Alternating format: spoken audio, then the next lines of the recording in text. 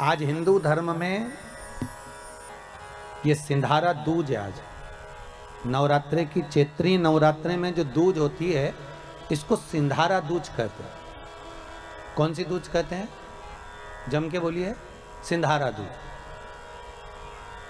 सिंधारा दूज का मतलब ये होता है कि कल है तीज, जिसको हमारे यहाँ गणगौर तीज कहते हैं। शंकर और पार्वती 16 दिन तक तैयार हुए थे और तैयार होने के बाद शिव और पार्वती शिव महापुराण के यजमान बनकर जा रहे थे। तो कल का दिन है वो।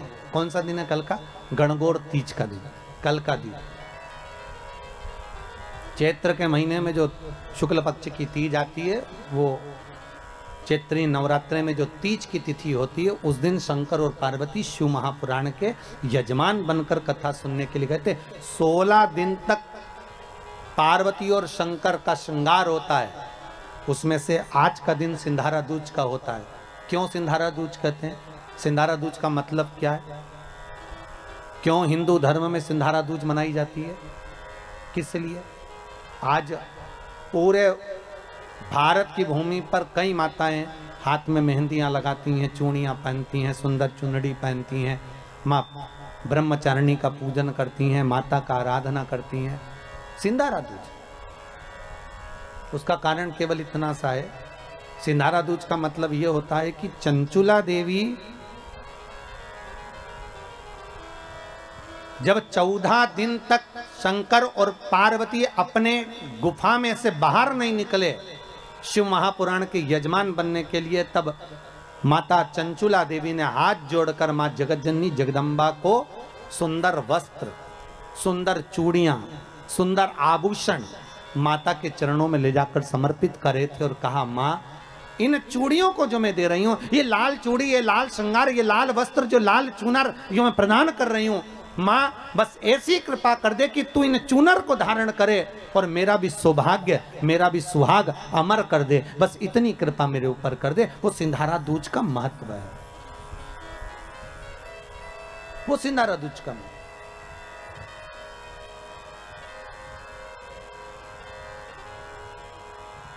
आज भारत की भूमि की सभी माताओं को सिंधारा दूज का बहुत बहुत बधाई। माता पार्वती, गणगौर महारानी, ब्रह्मचारिणी महारानी, माँ जगतजननी आपके सुहाग को अखंड सौभाग्यवती बनाए, यही भगवान से प्रार्थना। जैसे चंचुला देवी ने माता पार्वती से निवेदन करा था, आप भी एक भाव से निवेदन करें।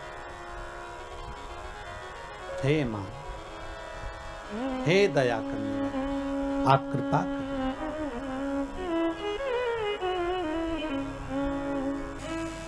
अगर हम मृत्यु लोक में जन्म लिए हैं, चाहे जो भी बनकर पैदा हुए हो, 84 लाख योनियां जो हमको मिली, उसमें हम जो पैदा हुए, जन्मे, तो हमने वापिस जाने के बाद नरकों का भोग भी भोगा है।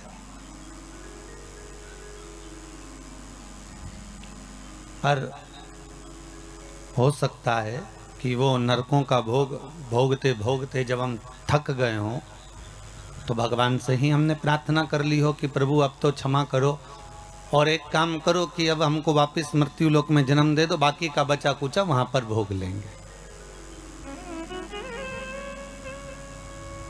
हम भी अपने प्राणों को त्यागने के बाद जब हम पहुंचे भगवान के दरबार में, हमने पहुंचकर भोग भोगा। हमने नरकों का भी भोग भोगा, हमने स्वर्ग का भी भोग भोगा।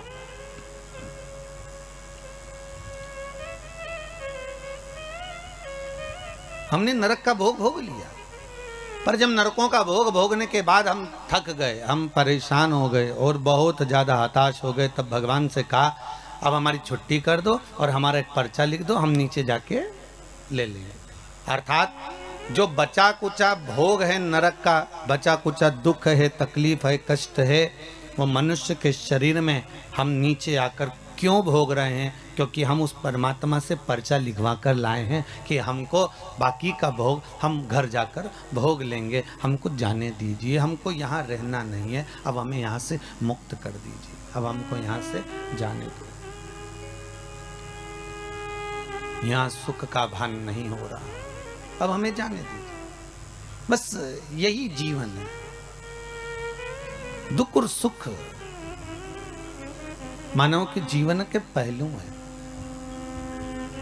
और संसार सागर में अगर उसने जन्म लिया है, संसार सागर में अगर वो आया है, संसार सागर में अगर उसका जन्म हुआ है, तो संसार सागर में जन्म लेने के बाद उसको सुख और दुख का भान तो करना ही पड़ेगा, सुख और दुख का स्मरण तो करना ही पड़ेगा। उसको कर्मों का भोग तो भोगना ही पड़ेगा। इसलिए हम बार बार कहते हैं कि मत बुरे कर्म कर बंदे वरना पछताएगा, भगवान की आंखों से तू बच नहीं पाएगा, तू बच नहीं पाएगा। अरे ओ अज्ञानी मत कर नादानी। इस संसार सागर में जन्म लेने के बाद हमारे को जो भोगना है वो कर्म के अनुसार भोगना है, हमें कर्म के अनुकूल रहना है। अगर थोड़ा भगवान का भजन मिल रहा है, थोड़ा स्मरण मिल रहा है, थोड़ा संकीर्तन मिल रहा है, थोड़ा इस मानव के शरीर को पाने के बाद अगर हम भगवत भक्ति में कहीं डूबे हुए हैं तो ये परमात्मा की कृपा से ही डूबे हुए हैं, परमात्मा की दया से ही डूबे हुए हैं। और वो परमात्मा की कृपा, परमात्मा की दया सुख का मूल स्थापित करने वाली, सुख मूल को देने वाली। देखिए झाड़ू जो बनाई जाती है ना, वो स्वतः ही कचरा है। उस कचरे को साफ करने के लिए झाड़ू में बंधन होना जरूरी है। अगर वो बंधन होगा तो वो कचरा साफ करती रहेगी। उसी तरह संसार सागर में आने के बाद परमात्मा का बंधन इस मानव देह के साथ होना जरूरी है, इस आत्मा के साथ होना जरूरी है। जब ये मानव के साथ में, मानव देह के साथ में, इस आत्मा के साथ में परमात्मा का बंधन होगा तो उस बंधन से वो संसार के काम, लोभ, विषय, आसक्ति, तृष्णा के कचरे को साफ कर सकता है। उस बंधन का होना जरूरी।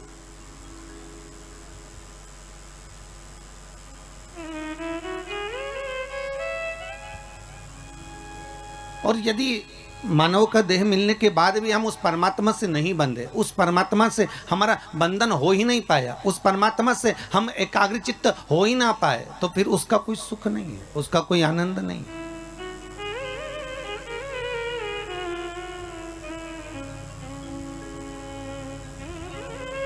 ये बंधन ये परमात्मा का है। जैसे आप रोज गंगा नहाने नहीं जा सकते, आप रोज सरयू का स्नान करने नहीं जा सकते, आप रोज छिपरा का स्नान करने नहीं जा सकते, आप रोज प्रतिदिन कहीं मंदाकिनी का स्नान करने नहीं जा सकते, तो हमारे हिंदू धर्म में रीति बना दी कि गले में तुलसी की माला पहन लो, रुद्राक्ष की माला पहन लो।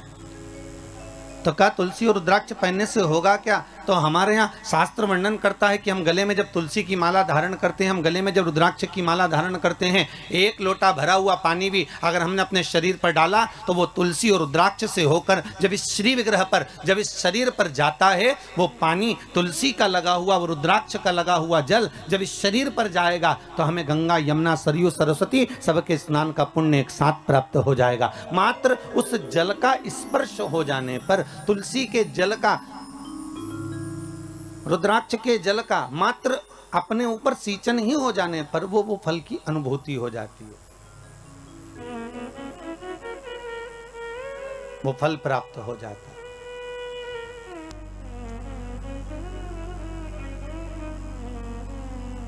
क्यों ना पहने? आप में से हम विचार करें, जितने लोग टीवी चैनल के माध्यम से कथा सुन रहे हैं, गले में अगर आपके तुलसी की माला है और आप प्रतिदिन स्नान करने के लिए भले वॉशरूम में जा रहे हैं और स्नान कर रहे हैं, एक लोटा पानी भी अगर आपके शरीर पर डल रहा है तो वो तुलसी से निकलकर इस शरीर पर जब जाता है तो गंगा, यमुना, सरस्वती के स्नान का पुण्य मिल जाता है। गले में अगर रुद्राक्ष की माला है, आप अगर स्नान करें और रुद्राक्ष का जल आपके शरीर पर जा रहा है तो उसका फल 1000 गुना प्राप्त हो जाता है, 1000 गुना फल। अरे कितना सुंदर भाव कहा है महाराज जी कि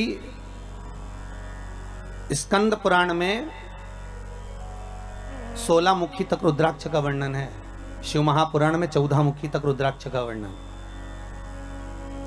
शिव महापुराण और स्कंद पुराण कहती है कि मात्र अगर रुद्राक्ष का जल ही, केवल एक रुद्राक्ष का, अगर असली रुद्राक्ष अगर आपके पास में है और उसको पानी में गलाया गया है और उसका जल ही अगर हम आचमन कर लिया तो उससे भी हजारों रोग हमारे समाप्त हो जाते हैं। मात्र रुद्राक्ष का जल का आचमन ही कर लेने पर वो औषधि का कार्य भी कर जाता है,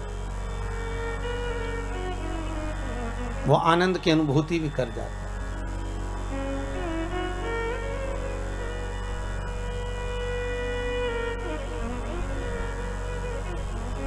शिव पुराण कहती है, शिव महापुराण वर्णन करती है कि ब्रह्मदेव भगवान ब्रह्मा भगवान शिव के पास जाकर कहते हैं कि अब इस सृष्टि का जो निर्माण है, इस सृष्टि का जो निर्माण मुझे करना है, उसमें संसार की जितने जीवों का हम निर्माण करेंगे उन जीवों को जीवित रहने के लिए कुछ ना कुछ सुख हमें किसी के साथ जोड़ना पड़ेगा।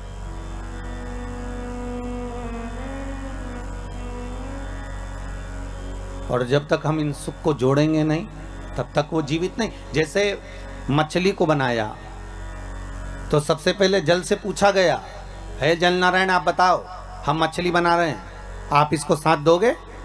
आपको जीवित रखना पड़ेगा इसको। तो जल ने कहा क्यों नहीं, अगर ये मछली जब तक पानी में रहेगी, जब तक जल के अंदर रहेगी, तब तक ये मछली जीवित रहेगी।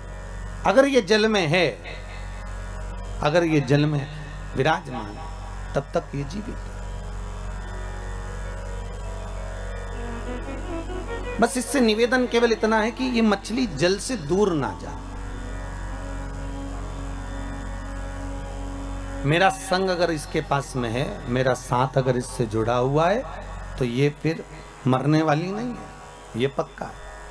ठीक है, मछली से कहा आपको जल के अंदर रहना पड़ेगा, जल का संग मत छोड़ना तो आप जीवित रहोगी। मछली ने कहा ठीक।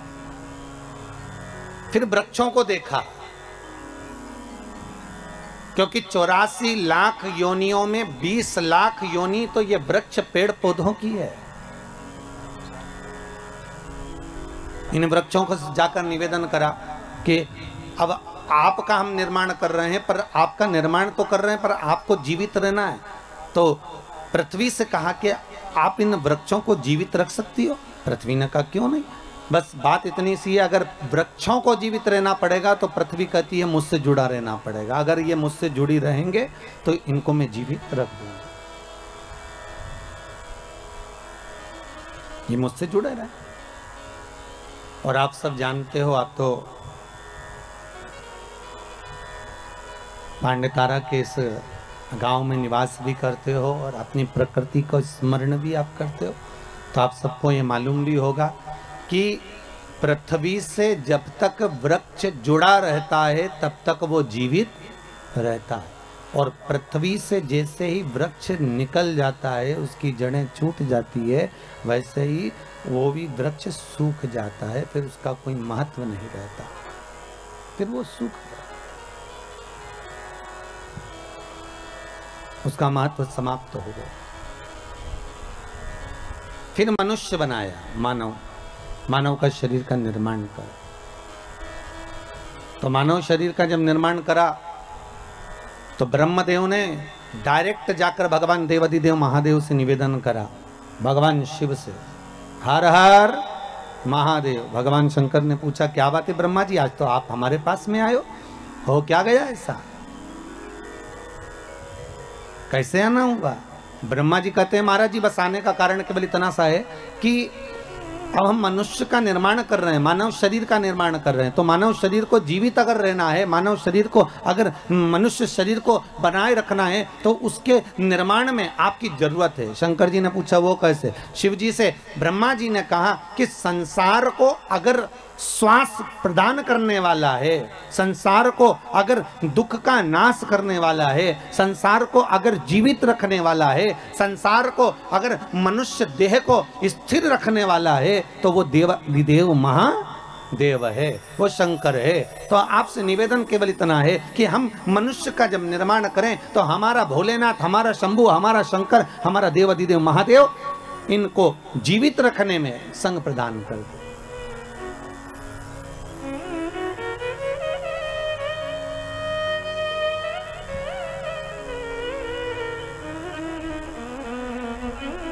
इनको जीवित रखना है। अगर मनुष्य को जीवन दान दिया है तो ब्रह्मा जी कहते हैं कि शंकर आप ही दे सकते हो। फिर वही वाली बात आ गई, महाराज जी बहुत ध्यान से सुनना। सबसे कठोर धातु लोहा, लोहे की तलवार बनती है, लोहे की गुप्ती बनती है, लोहे का फरसा बनता है, लोहे की बंदूक बनती है। सबसे कठोर धातु है लोहा। लोहा यह विचार करता है कि अगर मैं चाहूं तो संसार को नष्ट कर दूं, मैं चाहूं तो किसी को भी मार सकता हूं।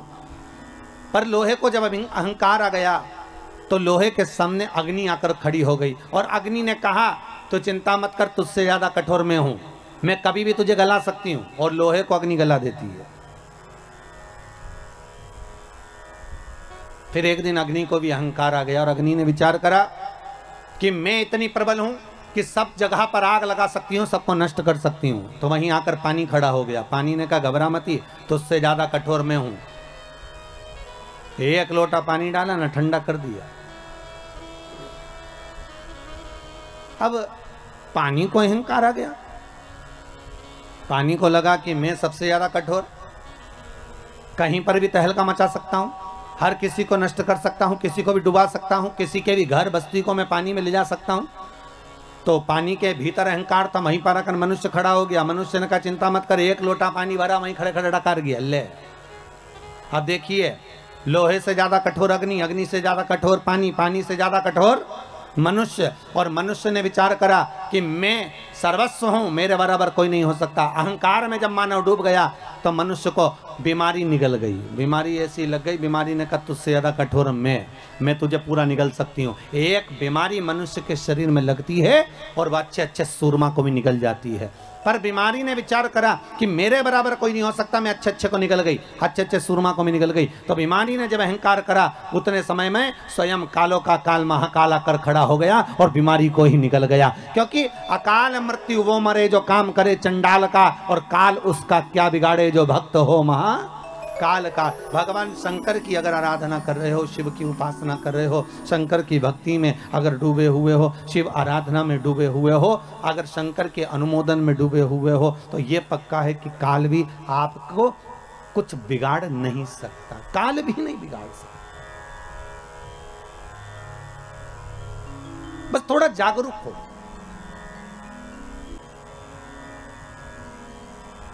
पर शंकर की कथा कह रही है, जैसे तुलसीदास जी महाराज ने चौपाई लिखी कि सिया राम मैं सब जग जानी, करो प्रणाम जोर जुग पानी। और तुलसीदास जी एक जगह जाने लगे, एक छोटा सा बच्चा दौड़ कर आया और दौड़ कर आकर कहता है बाबा उधर मत जाना, बिल्कुल मत जाना उधर। तो तुलसीदास जी ने पूछा क्यों? बाबा उधर से एक बेल आ रहा है और वो आपको मार देगा, उधर मत जाना। छोटा बच्चा दौड़ कर आकर कहता है बाबा उधर मत जाइए, बाबा उधर मत पहुंचे। तुलसीदास जी ने कहा बेटा तू मुझे जानता नहीं है, तुझे ये मालूम नहीं है क्या कि मैंने चौपाई लिखी है कि सिया राम मैं सब जग जानी, करो प्रणाम जोर जुग पानी। क्या तुझे ये मालूम नहीं है कि मैंने इस संपूर्ण संसार में, ब्रह्मांड में, विश्व में भगवान का दर्शन करा है, राम को देखा है, हर जगह पर मैं राम का दीदार करता हूं। तो अगर बेल मुझे मारने आएगा तो उसमें भी तो राम ही होगा, तो बेल मुझे मार नहीं सकता बेटा। और बच्चे को समझाकर तुलसीदास जी आगे बढ़ गए। सामने से बेल आया, तुलसीदास जी को सींग पर उठाया, पटक दिया, पांव से रोंदा चले गया। तुलसीदास जी दौड़ते हुए आए, घाट पर बैठकर उन्होंने कलम उठाई और चौपाई काटने लगे। जैसे ही चौपाई काटने लगे तो हनुमान जी सामने आकर खड़े हो गए। हनुमान जी ने पूछा तुलसीदास क्या कर रहे हो?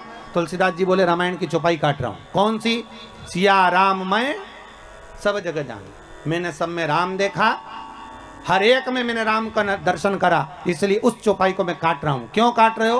कि जब मैंने सब जगह राम को देखा, बेल में भी राम देखा, तो बेल ने मुझे क्यों मारा? हनुमान जी बोले रे तुलसीदास तूने बेल में राम को देखा और वो बच्चा बोलने आया था कि उधर मत जा, तो उसमें राम नहीं देखा? राम तो उसमें भी था ना। जब बच्चा बोलने के लिए आ रहा है कि उधर ना जाइए, तो क्यों जा रहे हो? कई लोग कहते हैं भगवान नहीं आ रहा बचाने के लिए, क्या शंकर नहीं आ रहा बचाने के लिए? कई लोग कहते हैं भगवान गुरुदेव तुम्हारा शिव कहां गया, तुम्हारा भगवान कहां गया, तुम्हारा प्रभु कहां गया, कहां गए वो राम और कृष्ण, कहां गए शंकर, कहां गए वो देवता? शिव का अनुमोदन करो, शंकर का स्मरण करो।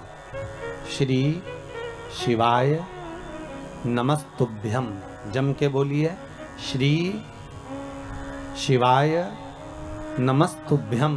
फिर एक बार बोलिए, श्री शिवाय नमस्तुभ्यम। ये शंकर का मूल मंत्र है, या ओम नमः शिवाय जब ये पंचाक्षर मंत्र है, या मर्जी पड़े आपकी तो महामृत्युंजय का अनुष्ठान कर लीजिए, स्मरण कर लीजिए, पर कहीं मत जाओ, अपने घर में बैठकर भगवत स्मरण में डूबे रहो। शिव कथा कह रहे, ब्रह्मा जी कह रहे हैं भगवान शंकर से, शिव से निवेदन कर रहे, हे भोलेनाथ, हे शंभु, संसार के लोगों को आपको जीवित रखना है, संसार के लोगों को आपको जीवित रखना है भोलेनाथ। शिव जी ने कहा ठीक है, अगर आप कह रहे हो कि संसार के लोगों को मुझे रखना है तो मना नहीं है। पृथ्वी से कहा वृक्षों को आप जीवित रखना, जल से कहा मछली को आप जीवित रखना, जल ने कहा मछली मेरा संग रहेगी तो जीवित रहेगी, पृथ्वी कहती है वृक्ष मेरा साथ रहेंगे तो जीवित रहेंगे। शंकर जी कहते हैं संसार का मनुष्य मेरा भजन करता रहेगा तो जीवित रहेगा, अगर मुझसे वंचित हो गया, छूट गया, तो उसकी कोई जवाबदारी, उसकी कोई गारंटी नहीं। वंचित अगर है तो उसका कोई सुख नहीं।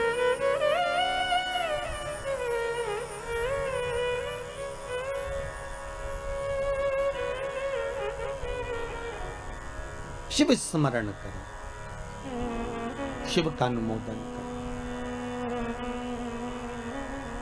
भगवान शिव कह रहे हैं आप क्यों चिंता करते हो? ब्रह्मदेव, आपका कार्य है सृष्टि का निर्माण करना, आप निर्माण करें। तो ब्रह्मा जी के मन में आया कि मैं सृष्टि तो बना दूंगा, मना नहीं है, पर इस सृष्टि का निर्माण तो मैं कर दूं, पर दिक्कत केवल इतनी सी है कि सृष्टि बनाने के बाद इस सृष्टि को चलाने वाला कौन होगा, इस सृष्टि का निराकरण कौन करेगा, और कौन संसार के सागर में, इस मानव शरीर में हो सकता है कि इस संपूर्ण विश्व सागर में किसी को तन की तकलीफ हो, किसी को मन की तकलीफ हो और किसी को धन की तकलीफ हो, उसकी पूर्ति कौन करेगा? मान लो अगर मैंने बना भी दिया इस संसार सागर को, ब्रह्मा जी कह रहे हैं अगर मैंने बना दिया इस संपूर्ण सागर को, अगर मनुष्य की देह भी बना दी, तो इसका भरण पोषण करने वाला कौन होगा?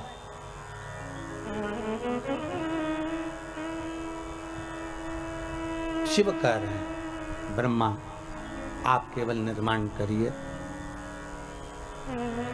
बाकी का सब शिव कह रहे हैं कि मेरे ऊपर छोड़ दीजिए, आप मेरे ऊपर छोड़ दो। ब्रह्मा जी भगवान शंकर से विनती कर कर गए और भगवान शंकर भगवान विष्णु के पास में गए। भगवान विष्णु ने देखा कि आज शंकर स्वयं आए, स्वयं शिव। हमेशा भगवान शिव के पास में भगवान विष्णु पहुंचते थे।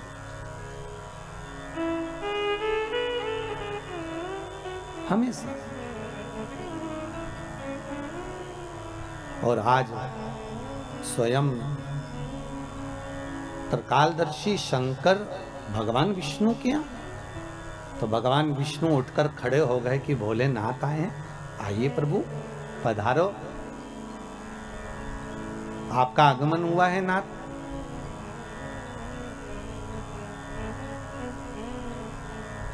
भगवान शंकर जैसे ही सामने पहुंचे तो भगवान विष्णु ने लक्ष्मी जी से कहा, लक्ष्मी संपूर्ण कार्य को छोड़ दीजिए और संपूर्ण कार्य छोड़कर आज भगवान देव अधिदेव महादेव आए हैं, उनके आदर में लग जाइए।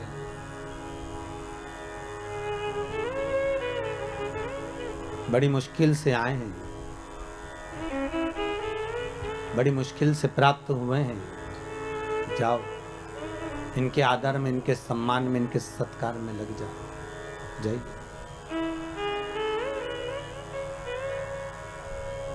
लक्ष्मी जी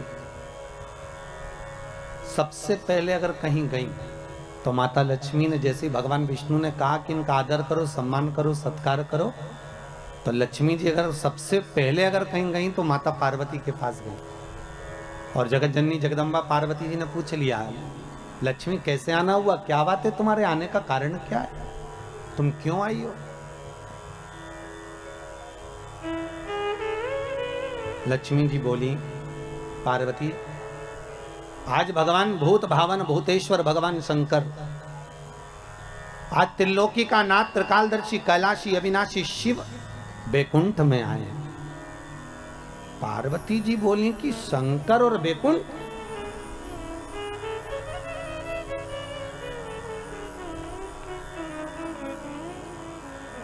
क्या चाहती हो? लक्ष्मी जी बोली, बस चाहना क्या है, आपसे निवेदन केवल इतना है कि आप ऐसा कोई उपाय बता दो जिससे शंकर जी प्रसन्न हो जाएं, और मैं उनका आदर करना चाहती हूँ, सम्मान करना चाहती हूँ, सत्कार करना चाहती हूँ, शंकर को रिझाऊं कैसे मैं, बस इतना बता दो और कुछ नहीं।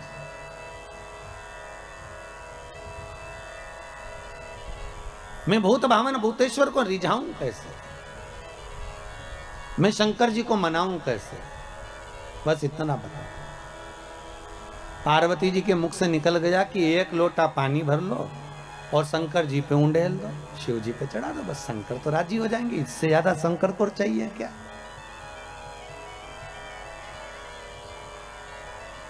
अब लक्ष्मी जी ने बड़े मन से पार्वती से कहा कि शंकर को पानी तो चढ़ा दूंगी मैं, पर एक निवेदन करूं मैं कि शिव को कौन सा जल प्रिय लगता है,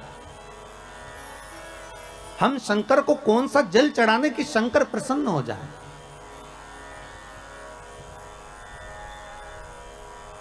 पार्वती, तुम्हारे घर में अगर कोई अच्छा जल रखा हो ना तो एक पात्र भरकर हमको दे दीजिए, तो हम शिव जी को चढ़ा देंगे। और शिव महापुराण की कथा बार बार कहती है कि मंदिर जाओ तो मंदिर का लोटा उठाकर मंदिर का ही पानी भरकर मंदिर के शंकर को मत चढ़ाओ। शिव महापुराण कहती है अगर शंकर को जल चढ़ाना है तो अपने घर का जल लेकर। किसके घर का जल? अपने घर का, दूसरी जगह का नहीं।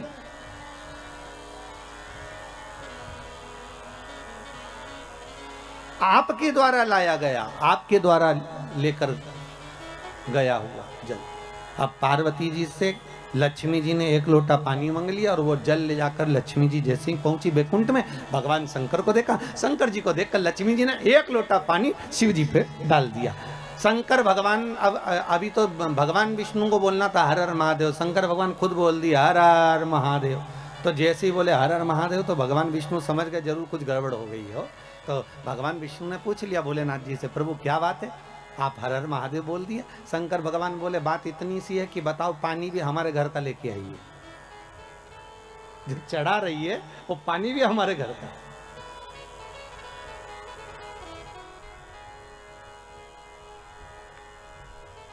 अरे कभी कंस के जन्म की कथा सुनी होगी आप लोगों ने भागवत जी में, कि कंस का जन्म क्यों हुआ। इतने अच्छे राजा के घर में, जिसके घर में सब धर्मात्मा थे, उसके घर में कंस जैसा बेटा कैसे पैदा हो गया सा? उसका कारण केवल इतना सा था, ये कंस कौन था? पूर्व समय में कुबेर के दरवाजे का द्वारपाल। और कुबेर क्या करता था कि रोज इस द्वारपाल से कहता था कि मैं शंकर जी की पूजन करने जा रहा हूं तो मुझे फूल ला कर दे दे। और ये द्वारपाल जाता था और बगीचे में जाकर और फूल तोड़ के ले आता था और फूल तोड़ के लाता और कुबेर को दे देता। कुबेर जी शंकर जी को चढ़ा देते।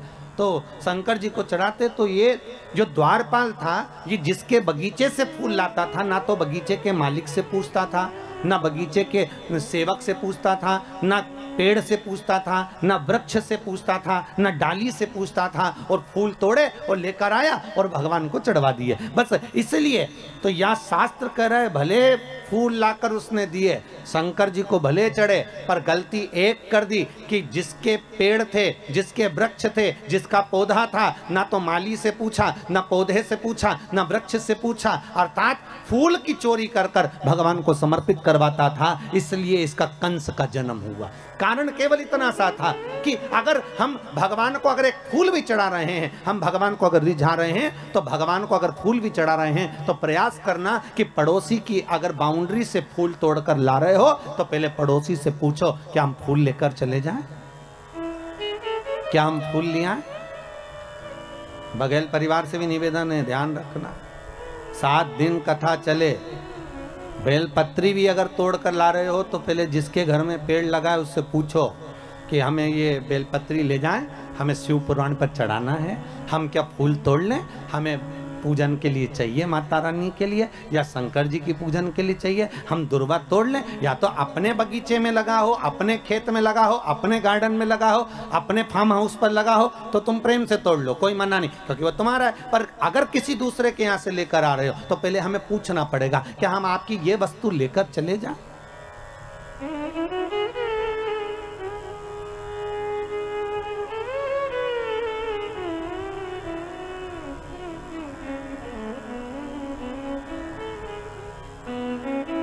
उससे पूछना पड़ेगा। अब ऐसे तो एक माताजी की चप्पल खो गई और माताजी ने कहा गुरुजी हम तो तुम्हारी कथा सुनने आए थे और हमारी चप्पल चोरी चली गई। मैंने कहा अच्छा है, भगवान ने कृपा कर दी, तेरे वैसे समय बेकार चल रहा था, तेरा शनि राहु केतु दूसरा ले गया, अच्छा हुआ, भगवान ने बड़ी कृपा करी तेरे ऊपर। फिर तुम कैसे गई? भाव हम दूसरे की ले गए। मैंने कहा हे भगवान, खुद का शनि गया था, दूसरे का केतु पकड़ लाई।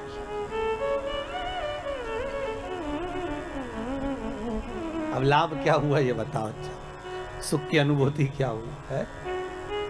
हमें नहीं चाहिए। हम अगर भगवान को रिझा रहे हैं ना महाराज, तो शिव महापुराण की कथा कहती है अगर भगवान को रिझा रहे हो, तुम्हारे पास में कुछ है तो ठीक है, नहीं है तो ठीक है। शंकर को एक लोटा पानी हो तो चढ़ा दो, घर का हो तो चढ़ा दो, अगर पानी भी नहीं है तो शिव को रिझाने के लिए 3 बार ताली बजा दो, चल जाएगा। इतना भी नहीं है तो बेलपत्र चढ़ा दो, बेलपत्र भी नहीं है तो शंकर पे चढ़ी हुई बेलपत्र उठाकर धोकर वापिस शंकर को चढ़ा दो, और बेलपत्री भी नहीं है तो शंकर को प्रणाम कर लो। इतना भी नहीं कर सकते कि मंदिर के अंदर भी नहीं जा सकते तो मंदिर के दरवाजे को प्रणाम कर लो, मंदिर के दरवाजे को भी प्रणाम नहीं कर सकते तो मंदिर के शिखर को प्रणाम कर लो। शिखर दर्शनम सर्व पाप नाशनम, बस इतना भी कर लिया। और ये भी नहीं कर सकते तो शिव महापुराण की कथा कहती है भूल से भी शंकर के मंदिर के सामने से निकल कर चले जाओ तो भी शंकर करुणा कर देता है, तो भी शिव कृपा कर देता है। मात्र निकल कर जाने पर भी शिव की करुणा, शिव की कृपा हो जाती है। मात्र उसके दरवाजे के सम्मुख से निकलकर चले गए, वही सुख हो गया।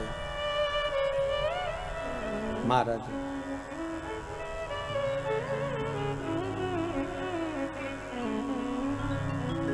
शिव की कथा कहती है शंकर को जो तुम्हारे पास में है, शिव को उस वस्तु से रिझाने का प्रयास करो। शंकर को बाहर से कुछ लाकर देने की जरूरत नहीं है।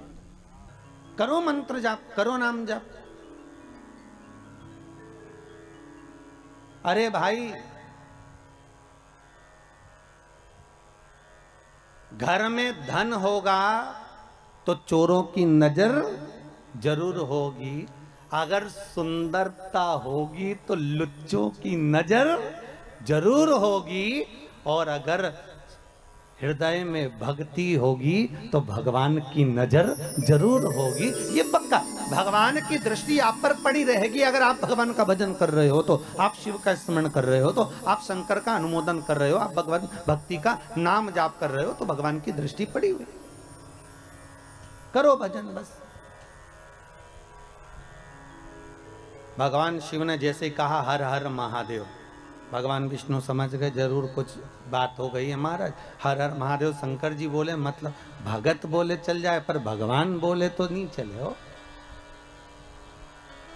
और आज तो भगवान खुद बोल रहे हैं हर हर महादेव, तो भगवान विष्णु ने पूछ लिया, अब मन में बात रह भी नहीं चाहिए, रख के करो क्या। एक गुरु के सामने, माता पिता के सामने, घर के बुजुर्गों के सामने, घर के बड़े के सामने अपने दिल की बात कह देना चाहिए। और अगर किसी से नहीं कहो ना तो गुरु से तो कह ही दो, या अपने जो इष्ट हैं, अपन जिनको मानते हैं, अपन जिसको पूजते हैं, उसके सामने कह दो।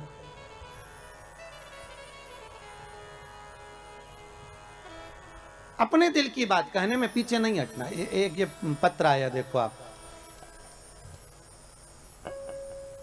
नरेंद्र कुमार जी पांडे हैं, प्रतापगढ़ से हैं आप। महाराज जी की बहुत चिंता रहती थी, पर जब से श्री शिवाय नमस्तुभ्यम का एक माला कर रहा हूं, केवल 1 महीने में ऐसी बाबा ने कृपा कर दी कि सोचा भी नहीं था। आपको भगवान शंकर का श्री शिवाय नमस्तुभ्यम का जाप क्या फल देगी, आप खुश होकर मेरे को जरूर बताएं। बाबा जी मैं कुछ नहीं कह सकता, मेरे पास शब्द नहीं है। आपने जो गुरु मंत्र दिया है, मैं मरते दम तक इसको छोड़ूंगा नहीं। श्री शिवाय नमस्तुभ्यम को जी, मैं बिना इसको किए घर से नहीं निकलता बाबा जी। बाबा की कृपा है ये तो। भोलेनाथ बहुत कृपा कर रहे हैं मेरे ऊपर, और ये सब आपका दिया हुआ है बाबा। मैं आपको फिर से साष्टांग करता हूँ। नमः शिवाय। बैठिए बैठिए पंडित। बहुत सुंदर सुंदर प्रसंग आपने आपके पत्र में लिखा है कि मेरी बेटी का एग्जाम में भी पास हो गई, उसका बहुत कुछ फल मुझे मिला है। ना आपसे हमारा कभी मिलना हुआ, ना आप हमें जानते, बस केवल टीवी चैनल के माध्यम से आपने कथा सुनी है और उस मंत्र को जपा जिस मंत्र को इस शिव महापुराण का गुरु मंत्र कहा जाता है। भागवत का मूल मंत्र है ओम नमो भगवते वासुदेवाय, और शिव महापुराण का मूल मंत्र है श्री शिवाय नमस्तुभ्यम। आप जितना स्मरण करोगे इस मंत्र का, अरे विचार करो, राजा श्वेत के प्राण लेने के लिए यमराजा गया और राजा श्वेत को नहीं मालूम कि मेरी मृत्यु अभी लिखी है। 21,600 श्वास में से कौन सी श्वास आखिरी है, ये किसको मालूम है साहब? किसको मालूम? कौन सा दान, कौन सा पुण्य, कौन सा भजन, कौन सा संकीर्तन, कौन सा मंत्र जाप हमारे कब काम आ जाए, ये किसी को नहीं मालूम। एक राजा के मन में आया कि मैं राजा हूं, पर मुझे ये नहीं मालूम कि मरने के बाद होता क्या है। मेरे को जानना है कि मरने के बाद क्या होता है। तो राजा ने अपने मंत्रियों को बुलाया कि तुम मरो और हमें खबर दो। तो मंत्री ने सोचा, बताओ मर जाएंगे तो खबर कौन देगा? नहीं, हमें मालूम करना है कि मरने के बाद क्या होता है, हमें तो उसकी खबर चाहिए। अब नगर में एक बहुत कंजूस व्यक्ति रहता था, उसने सोचा पैसा खूब मिलेगा, राजा बोल रहा है मुंह मांगा धन दिया जाएगा जो ये बता दे कि कब्र के अंदर मरने के बाद क्या होता है, अंदर कब्र के अंदर मरने के बाद क्या होता है। तो उस कंजूस ने सोचा एक काम करते हैं, पैसे के चक्कर में पैसा तो मिल जाएगा ना, एक काम करते हैं राजा से कह देते हैं कि मुझे कब्र में दफना दो। जैसे एक मुर्दे को लेकर जाते हैं वैसा मुझे लेकर जाओ और कब्र के अंदर मुझे दबा। ठीक है, फिर मैं आपको 7-8 दिन बाद बता दूंगा कि अंदर हुआ क्या। बस थोड़ी सी सरंग छोड़ देना, उसमें से हवा अंदर आती रहे, मैं फिर 10 दिन बाद बता दूं। ठीक, राजा ने कहा कर दो। कंजूस ने सोचा मुंह मांगा धन मिलेगा। इतने में कंजूस जैसे ही जाने लगा तो एक व्यक्ति उसके सामने कटोरा लेकर खड़ा हो गया, भैया कुछ दे दे, भूख लगी है भैया कुछ दे दे। अब ये कंजूस तो कंजूस, अठन्नी नहीं दे किसी को, इतना बड़ा कंजूस। वो पीछा पकड़ लिया, उसने पांव पकड़ लिया, भैया 1 रुपया दे दे रे भैया, कुछ दे दे भैया, चवन्नी दे दे, भूख लग रही है भैया, भोजन दे दे। इसको गुस्सा आई, इसने कचरा पड़ा था, बहुत सारी पेड़ की पत्तियां पड़ी थी, सूखी पत्तियां, इसने उठा के उसके कटोरे में डाल दी, ले खा ले। और गुस्से में डालकर ये चला गया और इसको लोग बांध बुंदा के ले गए, कब्र में दफना दिया, अंदर एक पाइप डाल दिया और उस पाइप में से बस इसको श्वास लेने के लिए छोड़ दिया। अब सब छोड़ छुड़ा के उसको दबा के चले गए। अब दबा के चले गए, एक दिन तो निकल गया, दूसरे दिन जो पाइप दिया था उसमें सांप घुसने लगा। अब जैसे सांप घुसने लगा, बापड़े के प्राण छूटने लगे। भगवान, पैसे के चक्कर में अच्छे मरे दादा। अब मर जाएंगे तो राजा को बताने कैसे आएंगे, और बताएंगे नहीं तो रुपया कैसे मिलेगा। अब सांप अंदर घुसे, इसके प्राण छूटे। फिर सांप अंदर जाए, इसने देखा कि सांप अंदर क्यों नहीं आ पा रहा, तो इसने देखा कि कुछ कचरा सांप को रोक रहा। सांप अंदर आ रहा और कचरा बीच में अड़ रहा, सांप फिर आ रहा, कचरा फिर अड़ रहा। 7 दिन तक ये देखता रहा कि वो कचरा सांप को अंदर नहीं आने दिया। 7 दिन बाद इसको निकाला गया, राजा के सामने खड़ा किया गया। राजा ने पूछा, बताओ क्या होता है कब्र में मरने के बाद? तो उस कंजूस ने कहा, बस यही होता है कि जो हमने दान किया होता है वो हमारे आड़े आकर खड़ा हो जाता है। मैंने कचरा दान दिया था तो सांप को कचरे ने ही रोक दिया है। हमने जो दान दिया, हमने जो पुण्य किया, हमने जो सत्कर्म करा, आप लोग जो गौ माता के लिए दान देते हो, ब्राह्मण भोज के लिए दान देते हो, आजीवन भोजन भंडारे के लिए दान देते हो, मंदिर निर्माण के लिए दान देते हो, सत्कर्म के लिए और दान देते हो, किसी के लिए आप पुण्य का कार्य करते हो, तो वो पुण्य तुम्हारा दान, तुम्हारा भजन, तुम्हारा कीर्तन, तुम्हारा मंत्र जाप, जो शिव महापुराण की कथा आप सुन रहे हो, जो मंत्र का स्मरण आप कर रहे हो, जैसे भी पांडे जी बोले कि श्री शिवाय नमस्तुभ्यम मंत्र ऐसा मिल गया कि वो मंत्र मेरा जीवन संवार दिया। जिस मंत्र को आप जप रहे हो वो साधारण नहीं हो सकता, जो आप दान कर रहे हो वो साधारण नहीं हो सकता, जो पुण्य कर रहे हो वो साधारण नहीं हो सकता। ना जाने तुम्हारा दान, तुम्हारा पुण्य, तुम्हारा सत्कर्म कब तुम्हारे सामने आकर खड़ा हो जाए और तुम्हारे आड़े आकर सम्मुख में आ जाए और तुम्हारे जीवन को बचा ले, इससे बढ़कर कोई सुख नहीं हो सकता। इसलिए बारंबार जपते रहे श्री शिवाय नमस्तुभ्यम, ये मंत्र का जाप नित्य करते रहो, स्मरण में डूबे रहो। ये भाग है हमारा, ये पुण्यता है। आज शंकर भगवान स्वयं करें हर हर महादेव। भगवान शिव ने जैसी हर हर महादेव बोला तो पूछ लिया कि हर हर महादेव भगवान आप बोल रहे हो। भगवान विष्णु ने पूछा कारण क्या है? भगवान बोले कारण केवल इतना सा है कि दूसरी जगह का जल लाकर चढ़ाया, लक्ष्मी अंदर से लाकर 1 लोटा पानी चढ़ाती तो मुझे सुख मिल जाता। मुझे नहीं चाहिए भाई। शंकर की सारे देवी देवताओं को तो लड्डू भी चढ़ाओ, चुंदड़ी भी चढ़ाओ, आभूषण भी चढ़ाओ, शंकर जी को तो बेलपत्री चढ़ाओ, फूल चढ़ाओ, पानी चढ़ाओ, नी भी हो तो 3 बार ताली बजाया, वो भी नी बने तो हर हर महादेव बोल दो, उतने में शंकर राजी हो जाते हैं। इससे बढ़कर कृपालु और कहाँ मिलेगा ये बताओ। अरे वो चोरी करने के लिए चोर गया शंकर जी के मंदिर में और चोरी का सामान नहीं था, उजाला करने के लिए कोई वस्तु नहीं थी, तो खुद का कपड़ा जलाया, त्रिशूल में लपेट कर आग लगा के चारों तरफ देख दिया चोरी का सामान। और शंकर भगवान प्रसन्न हो गए, मांग तुझे क्या चाहिए।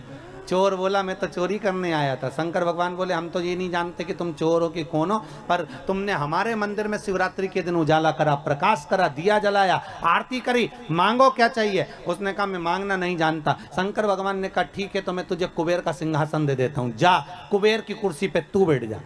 और चोर चले गया कुबेर की कुर्सी पर और कुबेर से जाकर कहा तुम नीचे उतरो। कुबेर ने बोला तू कौन? कि मैं चोर। तो तू चोर यहां कहां से आ गया? तो कि शंकर जी ने भेजा। कुबेर बोला मैं हड़ताल करूंगा। चोर बोला जो करना करो। शंकर जी ने बोला कुर्सी से नीचे उतरो, हम बैठेंगे। और चोर को कुबेर की कुर्सी पर बिठा दिया। कुबेर भगवान विष्णु के पास गए, नारायण नारायण। भगवान विष्णु ने पूछा क्या हो गया? शंकर भगवान के मंदिर में किसी ने रात को अपना कपड़ा जलाकर आरती उतार दी, शंकर जी ने उसको कुबेर बना दिया और मुझे नीचे उतार दिया। बताओ आप हमारी कुर्सी वापस दिलाओ। भगवान विष्णु बोले उनके मामले में हम कुछ नहीं बोल सकते, उनके मामले में हम नहीं बोलेंगे। क्यों? भगवान विष्णु बोले नारायण कहते हैं मैं उतना देता हूं जितना भाग्य में लिखा होता है, ब्रह्मा उतना देते हैं जितना कर्म में लिखा होता है, पर शंकर ना कर्म देखते हैं ना भाग्य देखते हैं। शंकर तो बस इतना देखते हैं कि मुझे दिल से रिझा लिया तो उन्होंने तुरंत उठाकर कुबेर बना दिया। मर्जी उनकी। कुबेर ने अपनी धर्मपत्नी से बोला सुन अपने पास में इतनी दौलत है पर आज तक कोई अपने घर में आकर देखता ही नहीं कि अपने पास कितना है। तो पत्नी ने बोला क्या करोगे? कुबेर बोला एक काम करते सबको निमंत्रण दे देते भोजन करने का। अच्छा दे दो। सारे देवी देवताओं के घर में निमंत्रण दिया है, सिगरी निमंत्रण। सिगरी निमंत्रण मतलब तुम्हारे यहाँ चूल्हा मत जलाना। सा परिवार भगवान विष्णु, सा परिवार ब्रह्मा, सा परिवार इंद्र, सा परिवार वायुदेव, जलदेव, सब सा परिवार। और सबको निमंत्रण दिया पर शंकर भगवान को भूल गया। जिसने कुबेर का पद दिया था उसी को भूल गया। नारद जी ने आकर कहा कुबेर जी, शंकर जी को बुलाया, भूल गए, अब जाओ बुलाने। शंकर जी आ जाएंगे, अब जाएंगे तो जाओ जाओ, बोलो निमंत्रण तो दो। दौड़ कर गया, हर हर महादेव। शिव जी ने पूछा क्या बात है कुबेर?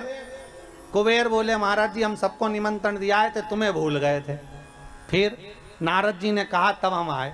अब बताओ किसी को निमंत्रण देने जाओ तो ऐसा बोलना चाहिए? अगर भूल गए थे तो ये बोलना ही नहीं चाहिए कि भूल गए थे। ये बोलना था कि परिवार के लोग, घर के लोग, इसलिए अपने घर वालों को बाद में भी निमंत्रण दिया जा सकता। पर महाराज जी ने याद दिलाई इसलिए हम कहने आ गए। अब बुरा लगेगा कि नहीं लगेगा? अरे बोलो तो, वो तो शंकर जी थे। पांडे तारा की माता होती तो पहले कह देती, हमको तो बहुत बुरा लगा भैया, बताओ इतनी बाद में बुलाया हम। अरे बुरा लगेगा कि नहीं लगेगा? अगर कोई तुमसे कहे कि हम तो बस भूल गए थे और तुमको बाद में बुलाने के लिए आ गए, अच्छा नहीं लगेगा। शंकर भगवान ने कहा क्या चाहते हो? आप हमारे यहाँ भोजन करने आओ। शंकर जी बोले देखो ये जो बड़ी बड़ी पार्टियां होती ना, इसमें मैं नहीं जाता हो।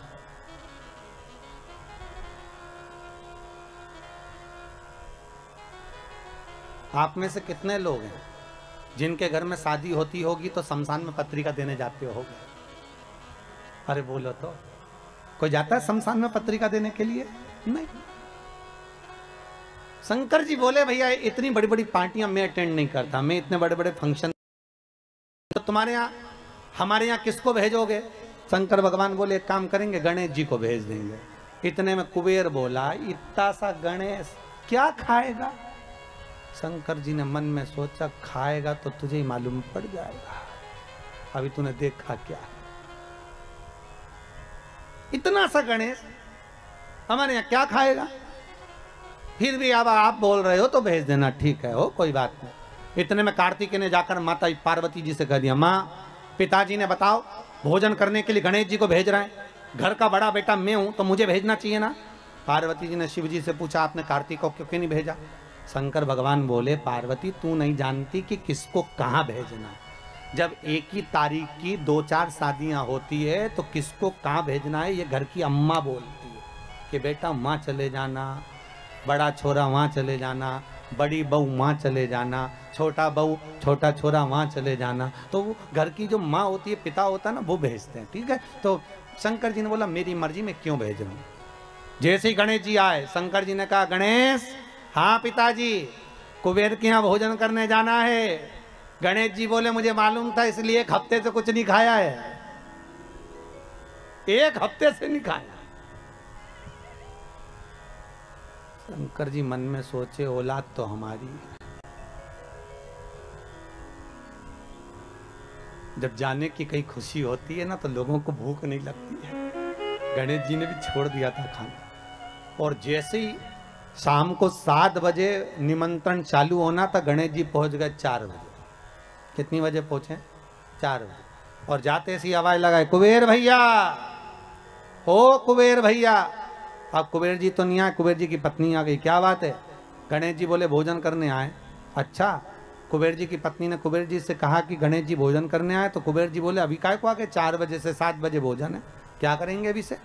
तो हमें नहीं मालूम, पर वो अभी से आ गए। तो कुबेर जी बोले काम करो कि जितने लोग जिम के जाते जाए उनको जिमा दो और जाने दो, उनको खिलाओ और जाने दो, उनको खिला दो, खिला दिया जाए उनको। ठीक है।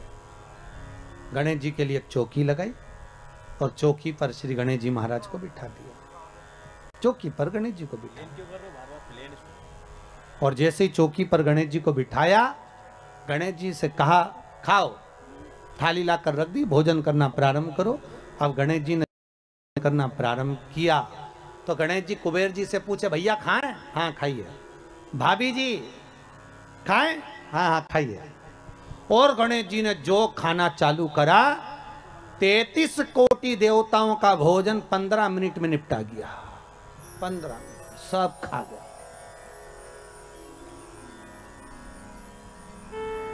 सारा। कुबेर जी की पत्नी दौड़ते हो कुबेर जी के पास पहुंची। प्रभु प्रभु, कुबेर जी ने पूछा क्या हुआ? गणेश जी को क्या हुआ? नहीं वो उसको कुछ नहीं होने वाला, वो तो खाने में लगा है। भोजन सब समाप्त हो गया, सूखा सामान रखिया। कुबेर के भंडार में जितना भंडार भरा था सारा की सारा ले जाके रख दिया, सब खा गया। 20 मिनट में तो सब समाप्त। और आवाज लगा के बोल रहे, भाभी लियाओ। भाभी मन में सोचे, चूल्हा में जा काला, अब लाए तो क्या लाए, कितना खिलाए। चूल्हे पे बना बना कर थक गए, पर खाना बंद नहीं कर रहा। बड़ी आफत हो गई। भाभी लियाओ। भाभी दौड़ कर गई कुबेर जी के पास। कुबेर जी ने पूछा, क्यों क्यों घबरा क्यों रही है, हुआ क्या ये तो बता। बस वो मांग रहा है, सब समाप्त हो गया। देव ऋषि नारद आकर बोले, श्रीमन नारायण क्या हो गया। नारद जी जैसे ही बोले तो कुबेर जी बोले, तुम्हारे कारण हुआ है, हम जा ही नहीं रहे थे निमंत्रण देने, और निमंत्रण देने चले गए तो उन्हें अपने बेटे को भेज दिया, और बेटा खाने में ऐसा जुटा है उठने का नाम ही नहीं ले रहा। इतने में नारद जी बोले, पिताजी के पास वापस चले जा। शंकर जी के पास कुबेर जी जाकर बोले, प्रभु सब खा गया वो गणेश, सब खा गया, कृपा कर दो। शंकर भगवान ने एक दुर्वा तोड़ी और दुर्वा तोड़कर तुरंत कुबेर जी को दी, और कुबेर जी को देकर कहा, ये गणेश जी को दे देना, ठीक है ले जा। अब कुबेर जी ने मन में सोचा, खाया इतना सारा है तो एक दूबा से क्या होगा। कुबेर जी और दूबा तोड़ लिए तो दूबा का बंडल बना के ले गए और गणेश जी को दिया, और गणेश जी से कहा, ले पिताजी ने भेजा। और जैसे ही गणेश जी ने दूबा ली और मुख में सूंड में रखी, और रखने के बाद गणेश जी खड़े होकर पेट पे हाथ फेर के बोले, कल का टाइम और बता दो। कुबेर जी हाथ जोड़कर बोले, जब तक कोई बुलाए नहीं तो जाना ही मत। उस दिन से गणेश जी का नियम है कि गणेश जी को लोग विराजमान भी करते हैं और गणेश जी को लोग विसर्जन भी करते हैं। विराजमान भी कर रहे हैं और विसर्जन भी। अहंकार आ जाता है व्यक्ति को, कभी कभी अभिमत्ता चरम तक पहुंच जाती है। सम्मुख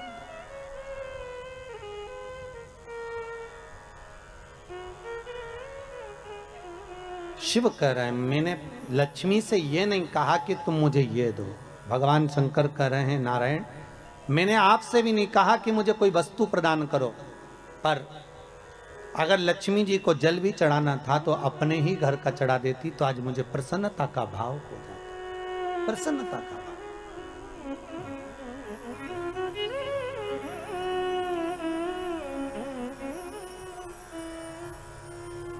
ब्रह्मदेव के कहने पर भगवान शंकर भगवान विष्णु के यहाँ गए। भगवान विष्णु ने आदर सत्कार करा। भगवान शंकर से पूछा, भोलेनाथ कैसे आना हुआ है। शिव जी कहते हैं, नारायण आने का कारण केवल इतना सा है कि संसार सागर में जब मनुष्य का जन्म होगा, मानव शरीर जब मिलेगा, उस मानव शरीर को अगर मान लो उसने भजन किया ना किया, उसने कीर्तन किया ना किया, उसने मंत्र जाप किया ना किया, उसने स्मरण किया ना किया, तो ऐसा कुछ करा जाए कि उस मनुष्य शरीर से आप रूप ही भगवत का भजन हो जाए, शिव नाम का स्मरण हो जाए, भगवान की भक्ति का प्रतिबिंब स्फुटित हो जाए, कुछ ऐसा किया जाए। ठीक है, तो भगवान बोले क्या कर सकते। तो भगवान विष्णु ने भगवान शिव से कहा, प्रभु ये जो 21,600 श्वास मनुष्य के शरीर से निकलेगी ना, इस श्वास के अंदर आपसे निवेदन है कि आप इसमें समाहित हो जाए। बस इतना सा निवेदन है, आप इसमें बस जाए, आप इसमें समा जाए। बहुत ध्यान देना, जब तक श्वास है तब तक शरीर है।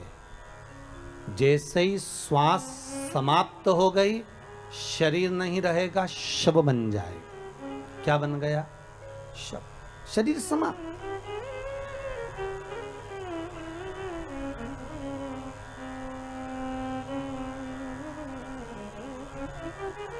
फिर वो शरीर नहीं रहा है, वो केवल एक शव बन गया, उसका मूल तत्व समाप्त हो गया। श्वास में शिव है।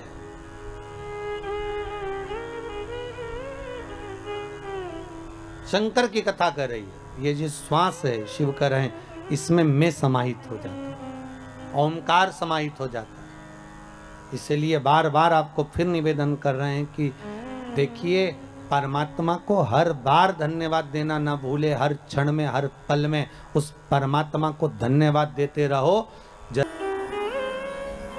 ये तेरी दया से हो रहा है, ये तेरी करुणा से हो रहा है, और तेरी करुणा बिना कुछ नहीं हो सकता। ये तेरे द्वारा प्राप्त हो रहा है।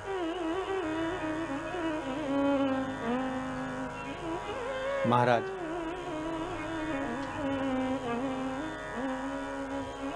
हर पल, हर घड़ी, हर क्षण, हर श्वास में शिव का धन्यवाद दिया। चंचुला देवी ने बारंबार धन्यवाद दिया, बारंबार। चंचुला देवी जिस समय पर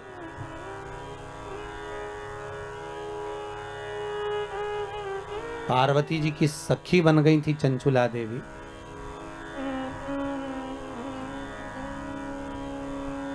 पार्वती जी की सहेली जब बन गई थी चंचुला देवी, बस इतना कर्म चंचुला देवी ने जरूर करा था कि पति का साथ दिया, पति चोरी कर कर लाया, धन ला कर दिया, उसका भोग करा, पर सत्कर्म नहीं कर पाई। चंचुला कभी दान पुण्य धर्म नहीं कर पाई, अपने भोग में लगी रही, अपने भोग में। और जब अपने ही भोग में लगी रही, कोई सत्कर्म नहीं, कोई पुण्य नहीं, चंचुला ने कुछ करा ही नहीं। पर जब प्राण छूट गए, शिव महापुराण की कथा के रस तत्व में डूबने के बाद चंचुला के जब प्राण छूट गए, तब चंचुला देवी पहुंची भगवान शंकर के कैलाश धाम पर, और पार्वती जी की जब सखी बन गई, तब पार्वती जी से बारंबार बस एक बात कहती रही कि कुछ ऐसा कर दीजिए कि मेरा पति जो प्रेत योनि में पड़ा हुआ है, वो प्रेत योनि से मुक्त हो जाए, वो प्रेत योनि से छूट जाए। इतनी कृपा बस कर दो कि वो प्रेत योनि से मुक्त हो, प्रेत योनि से छूट जाए। ऐसी करुणा, ऐसी कृपा, ऐसी दया आप कर दीजिए। ठीक है।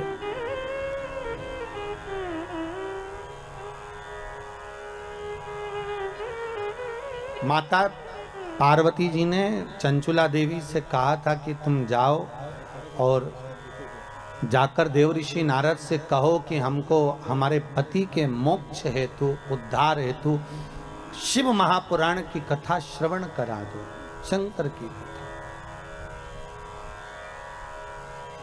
देव ऋषि नारद ने मना कर दिया था कि मैं शिव महापुराण की कथा नहीं सुना सकता, क्योंकि मुझे श्राप लगा है, मैं एक जगह बैठ नहीं सकता। कथा मेरा मित्र सुनाएगा, तुम रुका।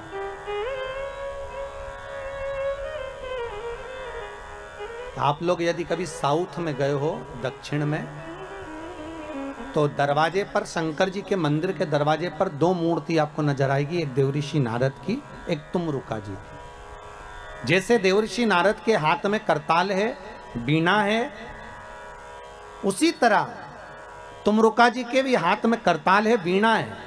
बस नारद जी और तुमरुका जी में अंतर यह है कि नारद जी का जो स्वरूप है वो मनुष्य जैसा है, और तुमरुका जी का जो मुख है वो घोड़े का लगा हुआ। कभी कभी आपने ऐसा मुंह देखा होगा, ऐसा शरीर देखा होगा कि हाथ में करताल है, वीणा है और मुख घोड़े का लगा हुआ, घोड़े का मुख, वो तुमरुका जी, जो शंकर की कथा में नित्य डूबे रहते, नित्य शिव स्मरण में हर पल, हर घड़ी, हर क्षण डूबे रहते।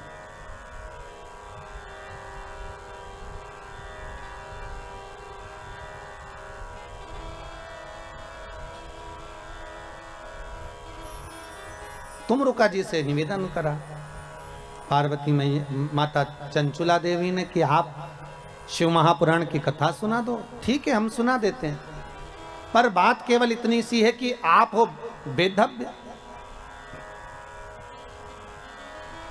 और शिव महापुराण की कथा का जजमान जो होना चाहिए वो अखंड सौभाग्यवती नारी अपने पति के साथ बैठकर शिव महापुराण की पूजन करे, बस इतना ही तो चाहिए।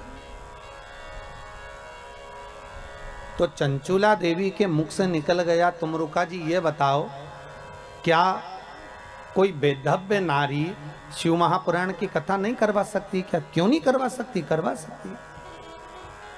बस करना एक पड़ेगा, क्या कि जिस समय शंकर की पूजन हो, शिव महापुराण विराजमान हो, शंकर का अनुमोदन हो, उस समय पर जोड़े की जरूरत पड़ेगी। तो बेधव्य नारी भगवान शंकर से यह प्रार्थना करे कि मैं शिव की कथा को जब सुन लूं तो भोलेनाथ ऐसी कृपा करना कि मेरे प्राण अगर जाएं तो पति के लोक में जाएं, और आने वाले समय में मैं कभी बेधव्य ना हूं, अखंड सौभाग्य लेकर जाऊं, ऐसी कृपा करना। अखंड सौभाग्य लेकर। स्वयं चंचूला देवी मां पार्वती से सिंजाना दूज के दिन निवेदन करती है कि मेरा सौभाग्य अमर कर दो, और आपके सिवा कोई नहीं कर सकती। इसलिए माता के चरणों में चूड़ी भी दी, मेहंदी भी दी, टीकी भी दी, श्रृंगार भी दिया, वस्त्र भी दिया। इसलिए सिंधारा दूज के दिन, आज के दिन सौभाग्यवती माताएं एक दूसरे को सिंधारा देती हैं। आज भी नियम है हमारा। प्रदान कर। कृपा करो मां, शिव जी कथा का रस तत्व ग्रहण करने के लिए पधारे। तुमरुका जी से जाकर निवेदन करा, तुमरुका जी हम कथा सुनना चाहते हैं। और कथा किसके लिए सुन रहे हैं तुमरुका जी? आपको मालूम है? तुमरुका जी ने पूछा, प्रभु आप कोई भी कार्य करते हो तो जग कल्याण के लिए करते हो, इसलिए मुझे उम्मीद है कि आप जो कथा सुन रहे हो वो चंचूला देवी के पति के मोक्ष के लिए सुन रहे हो। एक बात पहले भी कही, आज फिर कह रहे हैं, पानी में डूबकर मरे हुए व्यक्ति की मुक्ति नहीं होती, सर्प से डसे हुए व्यक्ति को भी मोक्ष नहीं मिलता।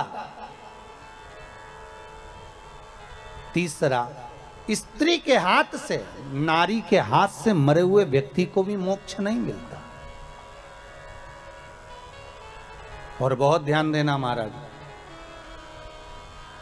गरुण पुराण, शिव पुराण, स्कंद पुराण, पद्म पुराण, नर्मदा पुराण और लिंग पुराण, इसमें वर्णन किया गया है कि कुंवारी अवस्था में मरे हुए व्यक्ति को भी मोक्ष नहीं मिलता।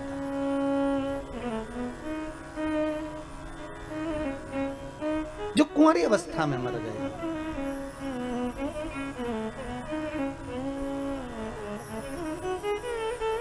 बहुत ध्यान देने वाली कथा है महाराज, बहुत ध्यान देने।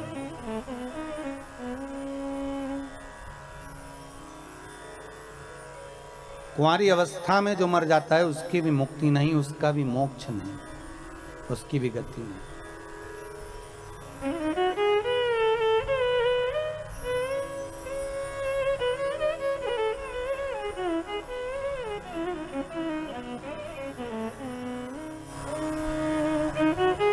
पर भागवत जी में आता है कि राजा परीक्षित को सर्प ने डसा था। आता है कि नहीं आता? सांप ने डसा राजा परीक्षित को और उसको मोक्ष मिला। तो पूछा गया, कहा गया कि यदि पानी में डूबकर मरा हुआ मनुष्य, सर्प के डसे से मरा हुआ, स्त्री के हाथ से मरा हुआ, इनकी मुक्ति नहीं है, तो फिर तक्षक नाग के डसे से वो परीक्षित जो मरा उसकी गति कैसे होगी? बहुत बड़ा प्रश्न है और बहुत सुंदर संवाद इसका। शास्त्र कहता है कि वो परीक्षित जिसको तक्षक नाग ने डसा है, सुखदेव जी महाराज कौन है? सुखदेव कौन है? जिन्होंने शंकर भगवान माता पार्वती को अमर गुफा में बैठकर अमर कथा श्रवण करा रहे हैं। एक कोटर में तोते का अंडा गिरा हुआ है और वो तोते का अंडा भीतर बैठे बैठे अमर कथा सुन रहा है। वो तोते का बच्चा जब पार्वती को निंद्रा लग गई तो तोते के बच्चे ने हुंकारा भरा। वो तोते का बच्चा उसको मारने के लिए शंकर जी दौड़े तो वो तोते का बच्चा व्यास जी महाराज की धर्मपत्नी बीठिका के गर्भ में जाकर बैठ गया।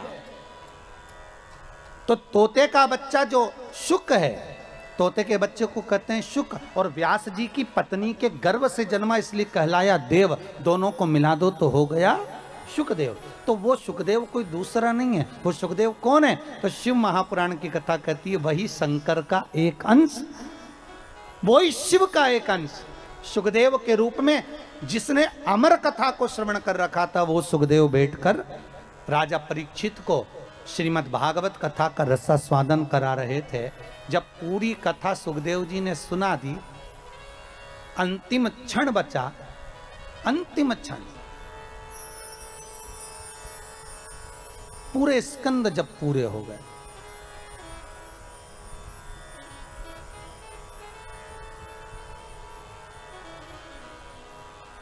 श्रीमद् भागवत के जब 18,000 श्लोक पूर्ण हो गए, अंतिम क्षण में राजा को कह दिया सुखदेव जी महाराज ने कि अब सांप आने वाला है, तुझे डसेगा, 7 दिन पूरे हो रहे हैं, जल्दी से गंगा जल से मुझे तिलक कर दो, गंगा रेती का दान कर दो तो मैं चले जाऊं।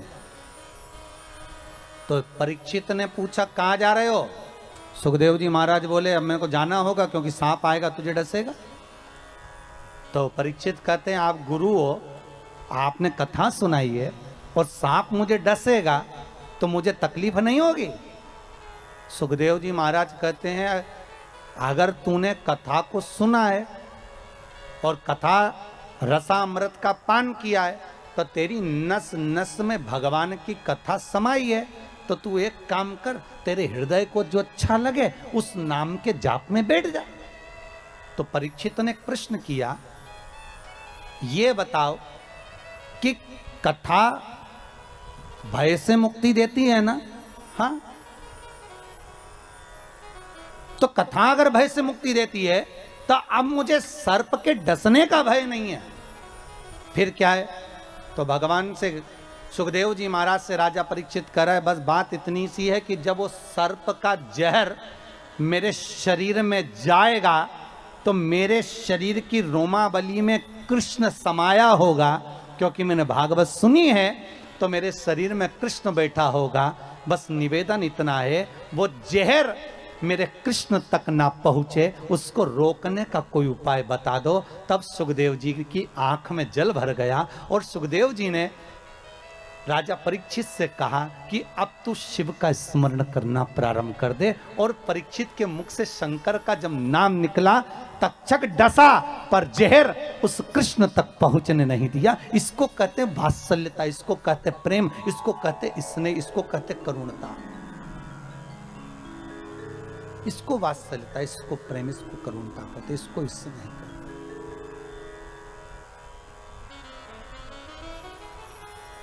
भागवत जी में आप लोगों ने सुना होगा, और सुना वहां तक होगा जहां तक भागवत जी में वर्णन है। पर देवी भागवत में सुखदेव जी और राजा परीक्षित का कुछ संवाद बड़े सुंदर सुंदर दिए गए महाराज। कभी योग लगे तो आप लोग देवी भागवत को उठाकर कभी पढ़ना, तो उसमें बड़ा सुंदर संवाद मिलेगा कि परीक्षित आखिरी में पूछ रहा है कि मुझे भय नहीं है मरने का, भय केवल एक बात का है कि जिस कृष्ण की कथा को मैंने सुना है, जिस कृष्ण के चरित्र को मैंने श्रवण करा है, वो कृष्ण मेरी रोमावली में समाया है। वो कृष्ण तक इस तक्षक नाग के जहर को मुझे पहुंचने नहीं देना, बस इतनी कृपा कर दी,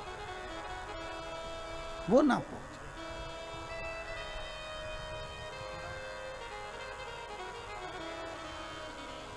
ये दया, ये करुणा आप कर दो।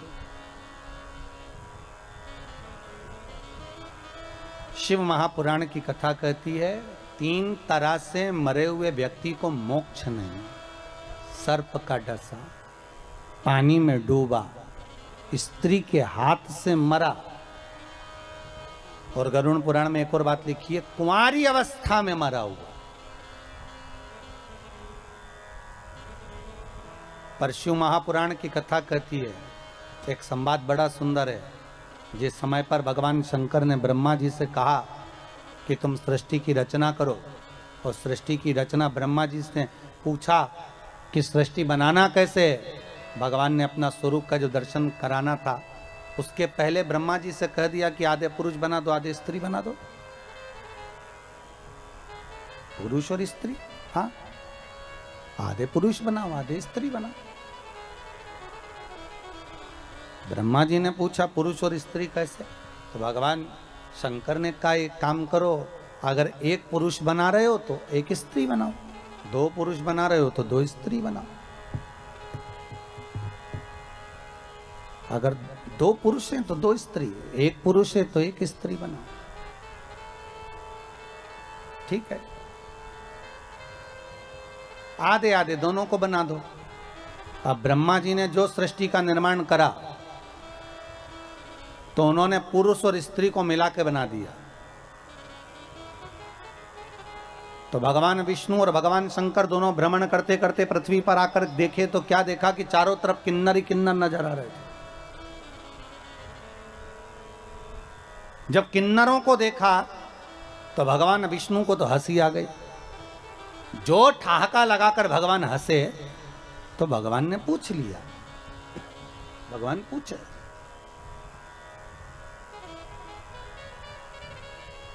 शंकर भगवान ने पूछा क्यों नारायण, क्यों हंस रहे हो? भगवान विष्णु बोले भोलेनाथ जी आपको हंसी नहीं आ रही? शिव जी ने पूछा किस बात के लिए? ब्रह्मा जी को बोला था कि स्त्री और पुरुष बनाना, इन्होंने क्या बना दिया? पुरुष और स्त्री को मिलाकर किन्नर बना दिया। किन्नर,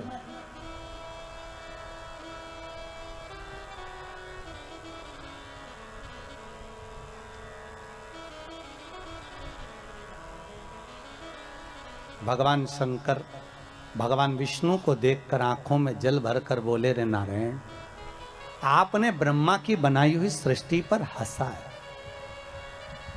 शिव कहते हैं सुनो ए नारायण, दुर्बल व्यक्ति पर, धनहीन व्यक्ति पर, बीमार व्यक्ति पर, शरीर से अपंग व्यक्ति पर, नेत्र विहीन व्यक्ति पर, श्रवण विहीन व्यक्ति पर, मुख बधिर व्यक्ति पर, शरीर से कष्ट भोग रहे व्यक्ति पर अगर कोई व्यक्ति हंसता है तो शंकर कहते हैं उस व्यक्ति पर जिस पर हंसा है उस जैसा एक जन्म उस मनुष्य को लेना पड़ता है। उसके जैसा जिस पर तुम हंसे हो, किसी गूंगे पर, किसी विकलांग पर, हस्तविहीन पर, श्रवण विहीन पर, नेत्र विहीन पर, जिह्वा विहीन पर, वाणी विहीन पर, दुर्बल शरीर से हो, कोई शरीर से ज्यादा तगड़ा हो, कोई शरीर से दुर्बल हो, कोई धन से विहीन हो, उस पर देखकर नहीं हंसना। ये मनुष्य की देह। अगर शंकर कह रहे हैं नारायण तुम अगर इस ब्रह्मा की बनाई हुई सृष्टि पर इन किन्नरों पर हंसे हो, तो भगवान शंकर ने कह दिया विष्णु तुमको भी पृथ्वी पर जाकर एक बार किन्नर बनना पड़ेगा, तुम्हें भी एक बार किन्नर बनना पड़ेगा। क्यों हंसो किसी पर? कोई विकलांग है क्यों हंसना? कोई हाथ के विहीन है क्यों हंसना? कोई नेत्र के विहीन है, किसी की वाणी शुद्ध नहीं है, किसी की श्रवण शक्ति शुद्ध नहीं है, हो सकता है, क्यों हंसना?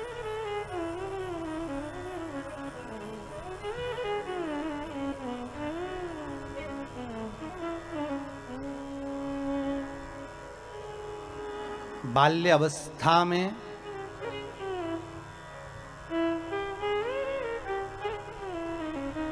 वो द्रौपदी पूर्व समय में एक ब्राह्मण नहाने के लिए गंगा जी में गया, उसका अंग वस्त्र सहेलियों ने मिलकर, द्रौपदी ने मिलकर उस अंग वस्त्र को मात्र छुपा दिया और संत ढूंढता रह गया उस तन के छोटे से टुकड़े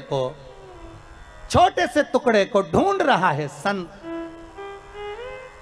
और सखियां द्रौपदी के साथ उस संत के लिए हंस रही हैं कि वो वस्त्र कैसे ढूंढ रहा है। संत के मुख से निकल गया, जिसने मेरा यह वस्त्र चुराया है, कहीं ले जाकर फेंका है। बहुत समय के बाद यह वस्त्र मुझे वापस मिला है, किसी ने मेरे साथ छल किया है। यही वस्त्र का छल जिसने करा है मेरे साथ, उसके साथ भी किया जाएगा। एक संत के मुख से निकली हुई वाणी को वो द्रौपदी को झेलना पड़ा और पांडव बैठे की बैठे रह गए और वो कौरव, वो दुशासन चीर खींचता रहा, कोई नहीं बचा पाया। तब द्रौपदी की आंख में जल भर गया। गुरु द्रोणाचार्य के सामने जाकर खड़ी हो गई, गुरुजी आपने मुझे गुरु मंत्र दिया है, आप बचाओगे नहीं? तो गुरु द्रोणाचार्य ने कहा, द्रौपदी तू भी ज्ञानवान है, तूने कृष्ण का अनुमोदन करा है, कृष्ण को भाई माना है, ध्यान लगा कर देख कि कर्म कौन सा करा था जिसके कारण आज तेरा चीर तेरे सामने खींचा जा रहा है। द्रौपदी ने हाथ ऊंचे करे, भगवान को पुकार रही है और ध्यान लगा कर देख रही है कि मेरा कर्म कौन सा था जिसके कारण आज मेरा चीर खींचा जा रहा है। दुनिया के लोगों को जब तकलीफ आती है, पत्रिका में दोष देखते हैं, वास्तु का दोष देखते हैं, ग्रह का दोष देखते हैं, परिवार में दोष देखते हैं, पर दुनिया के लोग अपने अंदर का दोष नहीं देखते कि तुमने कर्म क्या करा था जो आज भोग रहे हो। क्या कर्म करा है? द्रौपदी ने हाथ ऊंचे करे, पुकारा भगवान को, प्रभु मैंने कर्म क्या, और ध्यान लगा कर देखा कि एक संत का अपमान हो गया था, उसका अंग वस्त्र मैंने छुपा दिया था, इसलिए आज मेरा भी ये चीर खींचा जा रहा है। मैंने उसको नग्न अवस्था में छोड़ा था, इसलिए आज मेरा भी ये शरीर पर से वस्त्र जा रहा है। तब द्रौपदी ने कहा, अब मेरे कर्म के भाग को कोई काट सकता है तो भगवान काट सकता है। आपसे भी कहते हैं, अगर दुख आया, तकलीफ आई, कष्ट आया, बीमारी आई, रोग आ गया, मालूम पड़े कोरोना जैसी महामारी भी आपको सता रही है, डॉक्टर अपना काम कर रहे हैं, आप अपना काम करो और भगवान का भजन करो, जिससे ये कर्म का खेल थोड़ा सा कट जाए। हमारा जो भोग है कर्म का, ये थोड़ा कटे और भोलेनाथ हमको स्वस्थ करे। उस बाबा से विनती करते रहे, श्री शिवाय नमस्तुभ्यम का जाप, ओम नमः शिवाय करें, चाहे महामृत्युंजय का जाप करें, पर जपें, उसके जपने से तुम्हारा काल तुमसे दूर तो हो ही जाएगा। शिव का स्मरण। ए नारायण, तुम किन्नरों पर हंसे हो, इसलिए तुम्हें किन्नर बनना पड़ेगा। और आया समय जब द्वापर में भगवान कृष्ण आए, द्वापर में जब कृष्ण, कौरव और पांडवों का युद्ध होना,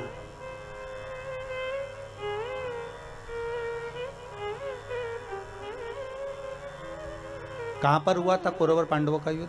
कुरुक्षेत्र की भूमि। कौन सी भूमि है? कुरुक्षेत्र की भूमि। कहां? हस्तिनापुर। हस्तिनापुर मतलब दिल्ली। हस्तिनापुर से युद्ध लड़ने के लिए भगवान कुरुक्षेत्र गए। क्यों भैया? हस्तिनापुर में युद्ध क्यों नहीं लड़ा? क्या हस्तिनापुर में जगह नहीं थी युद्ध लड़ने के लिए? थी। और भगवान कृष्ण विचार करते हैं कि युद्ध के लिए भूमि वो होना चाहिए जिस भूमि पर एक दूसरे को मारने और काटने के लिए तैयार खड़े हो। कोई कोई जगह ऐसी होती है जहां पर भगवान का भजन होता है, कोई कोई किराए का घर भी ऐसा होता है जिस घर में बैठकर भगवान का भजन करने का आनंद आता है, कोई कोई घर ऐसा होता है जिसमें भगवान की भक्ति का आनंद आता है, कोई कोई घर ऐसा होता है जहां कथा का आनंद आता है, कोई कोई जगह ऐसी होती है जहां पर भगवत चर्चा का आनंद आता है, और कोई कोई जगह ऐसी होती है कि 2 मिनट माला पकड़ के बैठो और क्लेश मच जाता है। थोड़ी देर कटोरी पड़ी, उसके पीछे विवाद, पानी गिर गया उसके पीछे विवाद, जरा जरा सी बात में विवाद और विवाद चालू हो जाता है, बीमारियां चालू हो जाती है, रोग चालू हो जाता है। तो समझ लेना चाहिए इस भूमि का दोष है।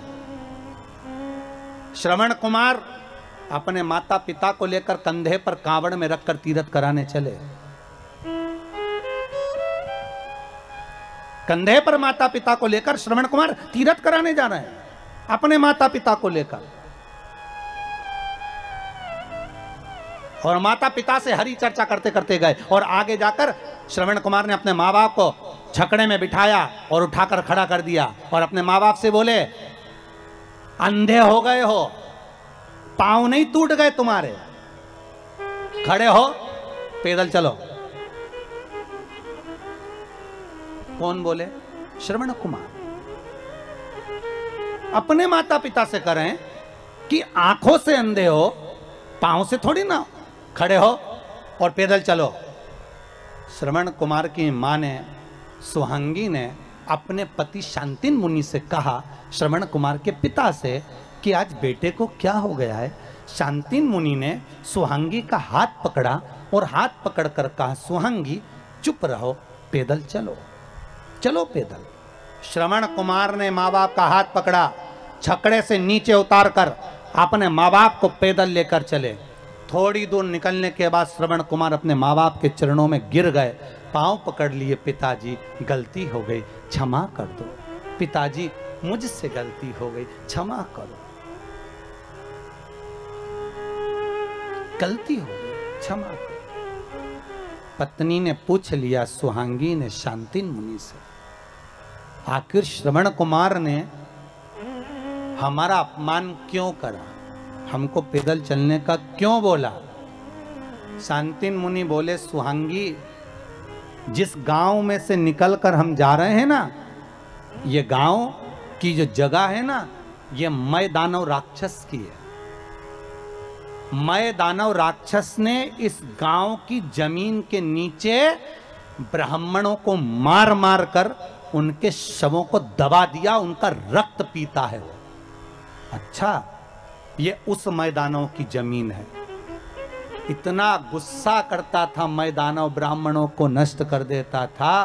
ये मैदानों की भूमि पर जब तक श्रवण कुमार हमें लेकर चल रहा था, उसी भूमि का प्रताप ऐसा था कि श्रवण कुमार की बुद्धि बदल गई और उसने हमसे अपशब्द कह दिया। ये भूमि का दोष होता है। किसी किसी भूमि पर भगवान का भजन हो जाता है, किसी किसी भूमि पर लोगों से पाप हो जाता है। जिस भूमि पर पाप हो रहा है, समझ लेना ये भूमि का कोई दोष है जो अच्छा काम नहीं होता। भूमि का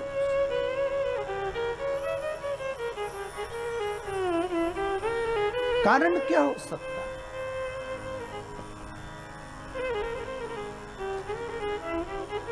पाप थोड़ी देर का होता है, भोगना बहुत पड़ता है। पाप कितनी देर का? थोड़ी सी देर। और भोगना कितना पड़ेगा? अंदाजा लगाओ जरा। तो उस भोगने पर मत जाओ, यहीं का भोगना देख लो। किसी को चाकू मार दिया, कितनी देर लगा? अरे बोलो जरा, चाकू मारा 2 मिनट, मर गया 5 मिनट, कितने मिनट लगे? जम के बोलिए, 7 मिनट। अब भोगना कितना है वो देखिए। पकड़ा गया, बंद कर दिया, 1 साल तक केस चला, 1.5 साल लग गया, 2 साल में निर्णय आया, 10 साल के लिए, जम के बोलो, अंदर गया। अब कितने साल लग गए? 10 तो अंदर, 2 बाहर, केस में कितने हो गए? 12। अब भोग। 7 मिनट का क्रोध था, 7 मिनट में चक्कू मारकर व्यक्ति को मार दिया, पर भोगना कितना पड़ा? 12 साल। उसी तरह पृथ्वी पर मनुष्य पाप थोड़ा सा करता है, पर भोगना तो बहुत पड़ता है, क्योंकि पाप करने का समय कम होता है और भोगने का समय ज्यादा होता है। तो भोगना तो पड़ेगा, आए हो तो भोगो। पाप थोड़ी देर का है, पर भोगना ज्यादा है। इसलिए फिर निवेदन करूं आपसे, मत बुरे कर्म कर बंदे, वरना पछताएगा। भगवान की आंखों से तू बच नहीं पाएगा। तू बच नहीं पाएगा। भोगना है तो भोग। इसलिए भगवान से कहा करो, कभी कभी मौका मिल जाए और भगवान से कहने का जब समय मिले तो उससे निवेदन कर सकते कि हे प्रभु ऐसी कृपा करना कि शरीर से किसी को कष्ट ना हो।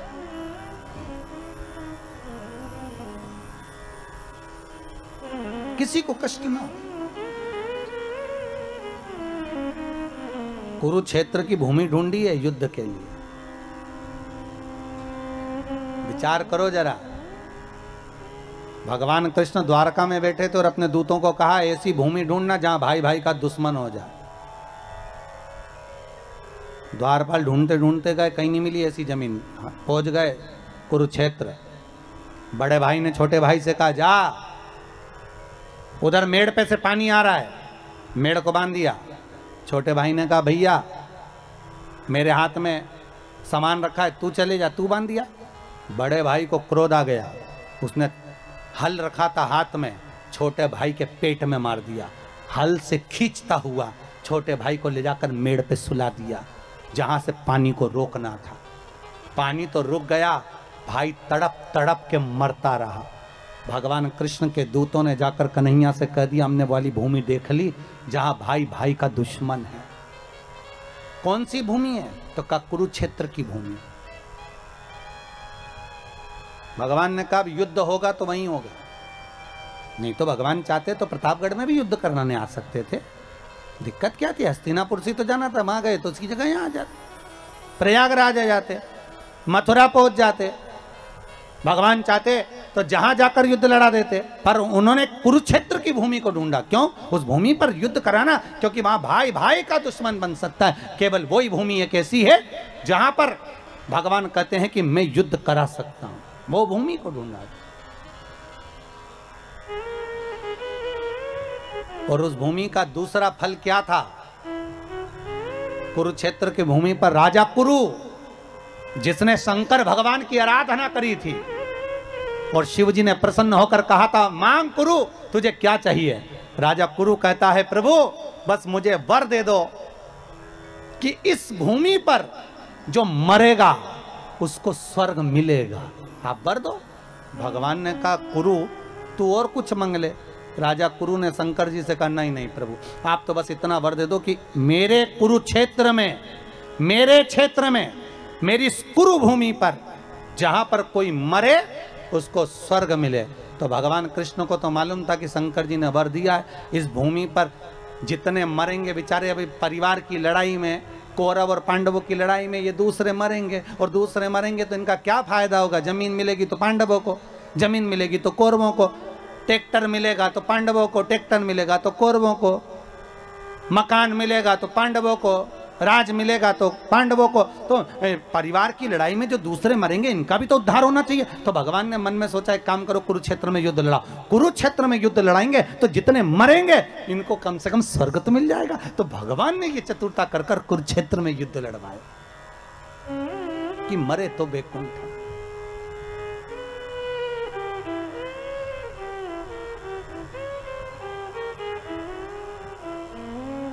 मिले। आपसे भी निवेदन है, केवल अपने लिए अच्छा ना सोचें। हमारा तो निवेदन है रोज भगवान से निवेदन करें, तो भगवान से यही प्रार्थना करें, भगवान हे पूर्ण परमात्मा विश्व बने धर्मात्मा, एक यही बस प्रार्थना, एक यही बस प्रार्थना, दुखी ना हो कोई आत्मा, हे पूर्ण परमात्मा, सुखी रहे सब आत्मा, हे पूर्ण परमात्मा। भगवान से प्रार्थना करो। नवरात्रि चल रहे हैं, आद्य शक्ति जगदम्बा की आराधना कर रहे हो तो माँ जगतजननी से निवेदन करो कि हे माँ, पूरे परिवार का कल्याण कर और परिवार के साथ पूरे नगर का, पूरे देश का कल्याण कर। ऐसी कृपा करना, ऐसी करुणा।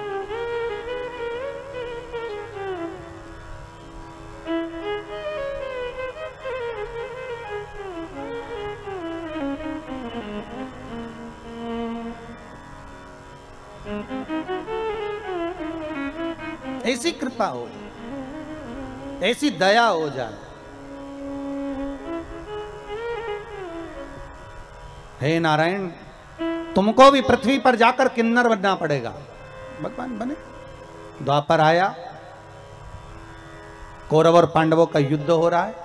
कुरुक्षेत्र की भूमि पर युद्ध मैदान में चंडी देवी आकर खड़ी हो गई और चंडी ने कहा, ए कौरव और पांडव, युद्ध एक शर्त पर होगा, पहले मेरे लिए बलि चढ़ाओ। अपने अपने परिवार के एक एक व्यक्ति की बलि चाहिए। पांडव अपने भाइयों में से एक की बलि दे दे और कौरव अपने भाइयों में से एक की बलि दे दे। कौरव तो खुश हो गए कि हम 100 में से एक बलि चढ़ गए, 99 बचेंगे। ये ले दे के 5, एक मर गए तो 4 ही बचेंगे। अब ये वही वाली बात आ गई ना, तेरा क्या होगा रे कालिया। अब ले दे के तो 4 बचे, अब 5 में से एक गया तो 4 ही बचे ना। आए क्या करें। भगवान कृष्ण के पास खबर गई, कृष्ण के पास जैसी सूचना गई, भगवान कृष्ण ने अर्जुन को बुलाया। अर्जुन इधर आ। अर्जुन बोले, हाँ प्रभु, कल बलि चढ़ना है। अर्जुन याद कर, तू द्रौपदी को लेकर आया था। हाँ। फिर तेरी माता ने क्या कहा था कुंती ने? मेरी माता कुंती ने कहा था 5 बांट लो। फिर मैंने द्रौपदी से कहा था तुम्हें 5 पतियों की पत्नी बनना पड़ेगा। फिर द्रौपदी ने कहा बनने को तैयार हूं, पर शर्त एक है, एक एक पति के साथ में 1-1 वर्ष तक रहूंगी। मेरे पति के कमरे में अगर कोई दूसरा पति आ गया तो उसको 5 साल के लिए बन जाना पड़ेगा। अगर मंजूर हो तो मैं तुम्हें 5 पतियों की पत्नी बनने को तैयार हूं। फिर सब अच्छा चल रहा था। भीम के साथ में द्रौपदी रह रही थी। पांडवों की 1-1 वर्ष के साथ में द्रौपदी को रहना था। एक ब्राह्मण का बालक आया, पिता आया, दौड़ कर आकर कहता है, अरे अर्जुन, मेरे बच्चे को शेर उठा कर ले गया, सिंह ले गया, मेरे बेटे को बचा ले रे अर्जुन। अर्जुन गया अपना धनुष लेने के लिए, गांडीव लेने के लिए, पर वो धनुष तो भीम के कक्ष में था। दौड़ा, बिना पूछे अंदर प्रवेश कर गया, धनुष को उठा लाया, ब्राह्मण के बच्चे को बचा लिया। ब्राह्मण के बच्चे को बचाया और जब ब्राह्मण का बालक बच गया, ब्राह्मण का बालक बच भी गया, पर द्रौपदी ने हाथ जोड़कर कह दिया कि अब आपको 5 वर्ष के लिए बन जाना पड़ेगा। अर्जुन, फिर क्या हुआ? अर्जुन कहते हैं मैं 5 साल के लिए बन गया।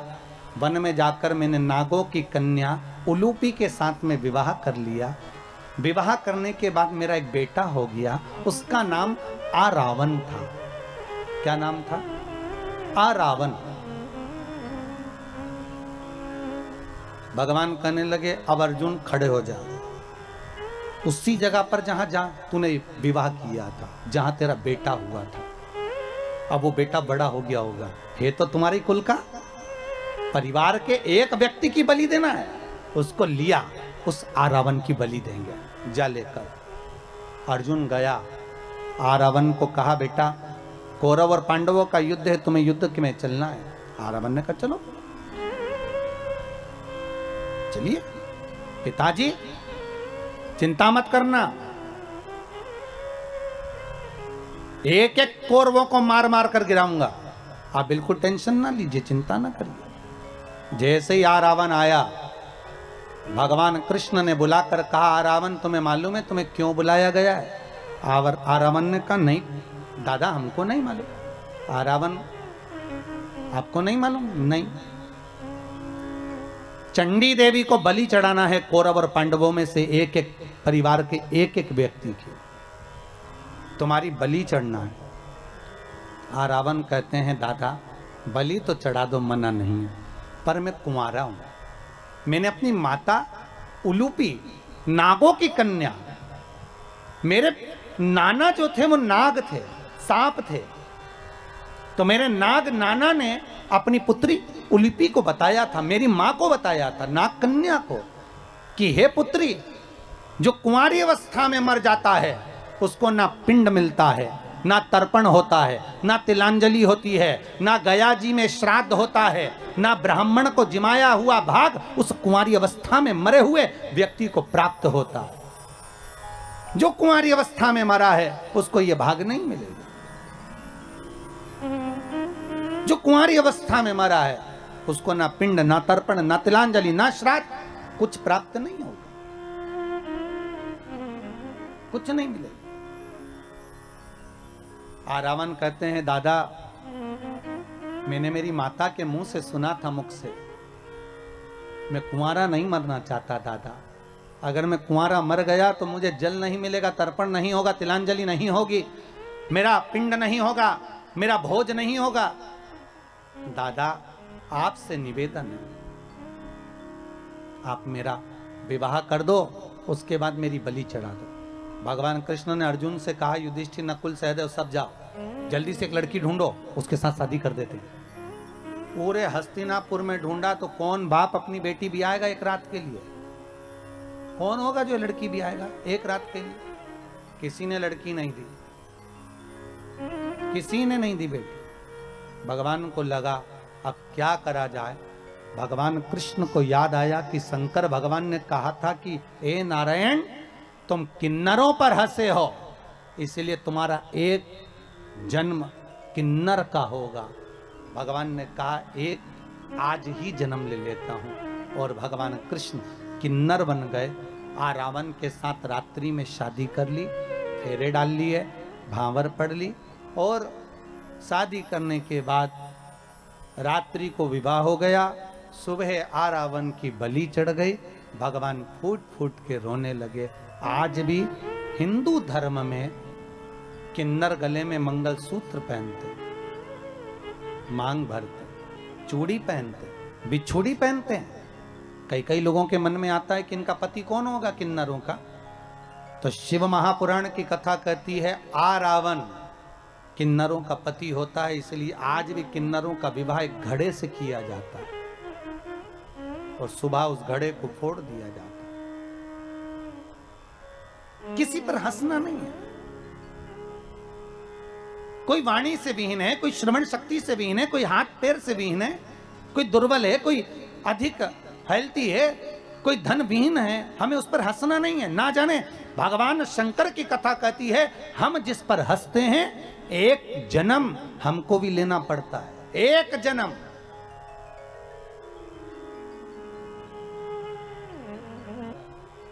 कर्मों का भोग है, भोगना तो पड़ेगा, भोगना पड़ेगा। बस इतना ध्यान जरूर रखो कि इस शरीर के द्वारा, इस मन के द्वारा, इस वाणी के द्वारा किसी का अपमान ना हो, किसी को अपशब्द ना कहा जाए, किसी के दिल को कोई ठेस ना पहुंचे। बहुत नाजुक समय है, सबके लिए मीठा बोलिए, सबका सम्मान करिए, आदर करिए, सत्कार करिए, किसी के लिए अपमानजनक शब्द ना बोलिए, किसी पर हंसिए नहीं, किसी को ये ना कहिए कि कर्म हो गया, जो जिसके लिखा है भाग्य में जो होगा। आप किसी का भाग्य लिखने वाले नहीं।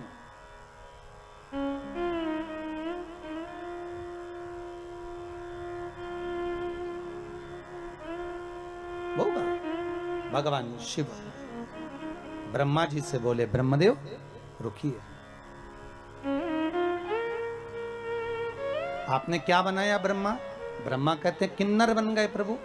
कोई बात नहीं, बन गए ना, सबसे पहली सृष्टि किन्नर की होगी, चिंता मत करो। आपने बनाया है, गलत नहीं होगा, गलत नहीं होगा, कोई बात नहीं। ब्रह्मदेव अब आप हमारे प्रतिबिंब का दर्शन करिए, आप हमारे प्रतिबिंब का दर्शन करिए ब्रह्मदेव। भगवान शंकर ने अर्धनारीश्वर स्वरूप का दर्शन दिया है। कौन सा स्वरूप बनाया है? अर्धनारीश्वर स्वरूप। आधा शिव आधा पार्वती, शंकर भगवान ने अपना अर्धनारीश्वर स्वरूप का दर्शन कराया।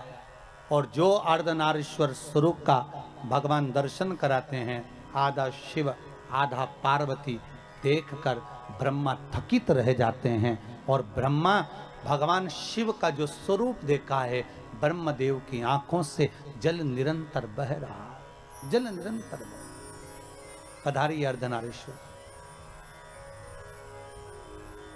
जल निरंतर बह रहा है।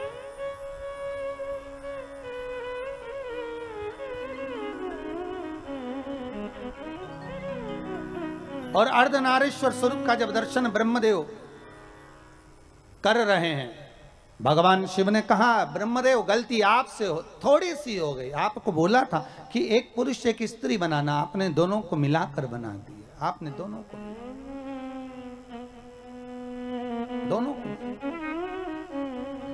करा दर्शन अर्धनारीश्वर भगवान का। एक बार भाव से दोनों हाथ उठाकर हर हर महादेव हर। आज अपन ने भगवान अर्धनारीश्वर स्वरूप का दर्शन किया है, भाव भक्ति से आनंद के साथ। कल कथा में भगवान शिव के मंगल विवाह का भी दर्शन करेंगे। कल अपन भगवान के मंगल विवाह की ओर भी आगे बढ़ेंगे। एक बार जोरदार ताली बजाएं अर्धनारीश्वर भगवान के लिए। बोल अर्धनारीश्वर भगवान की जय। भगवान अर्धनारीश्वर स्वरूप का दर्शन भगवान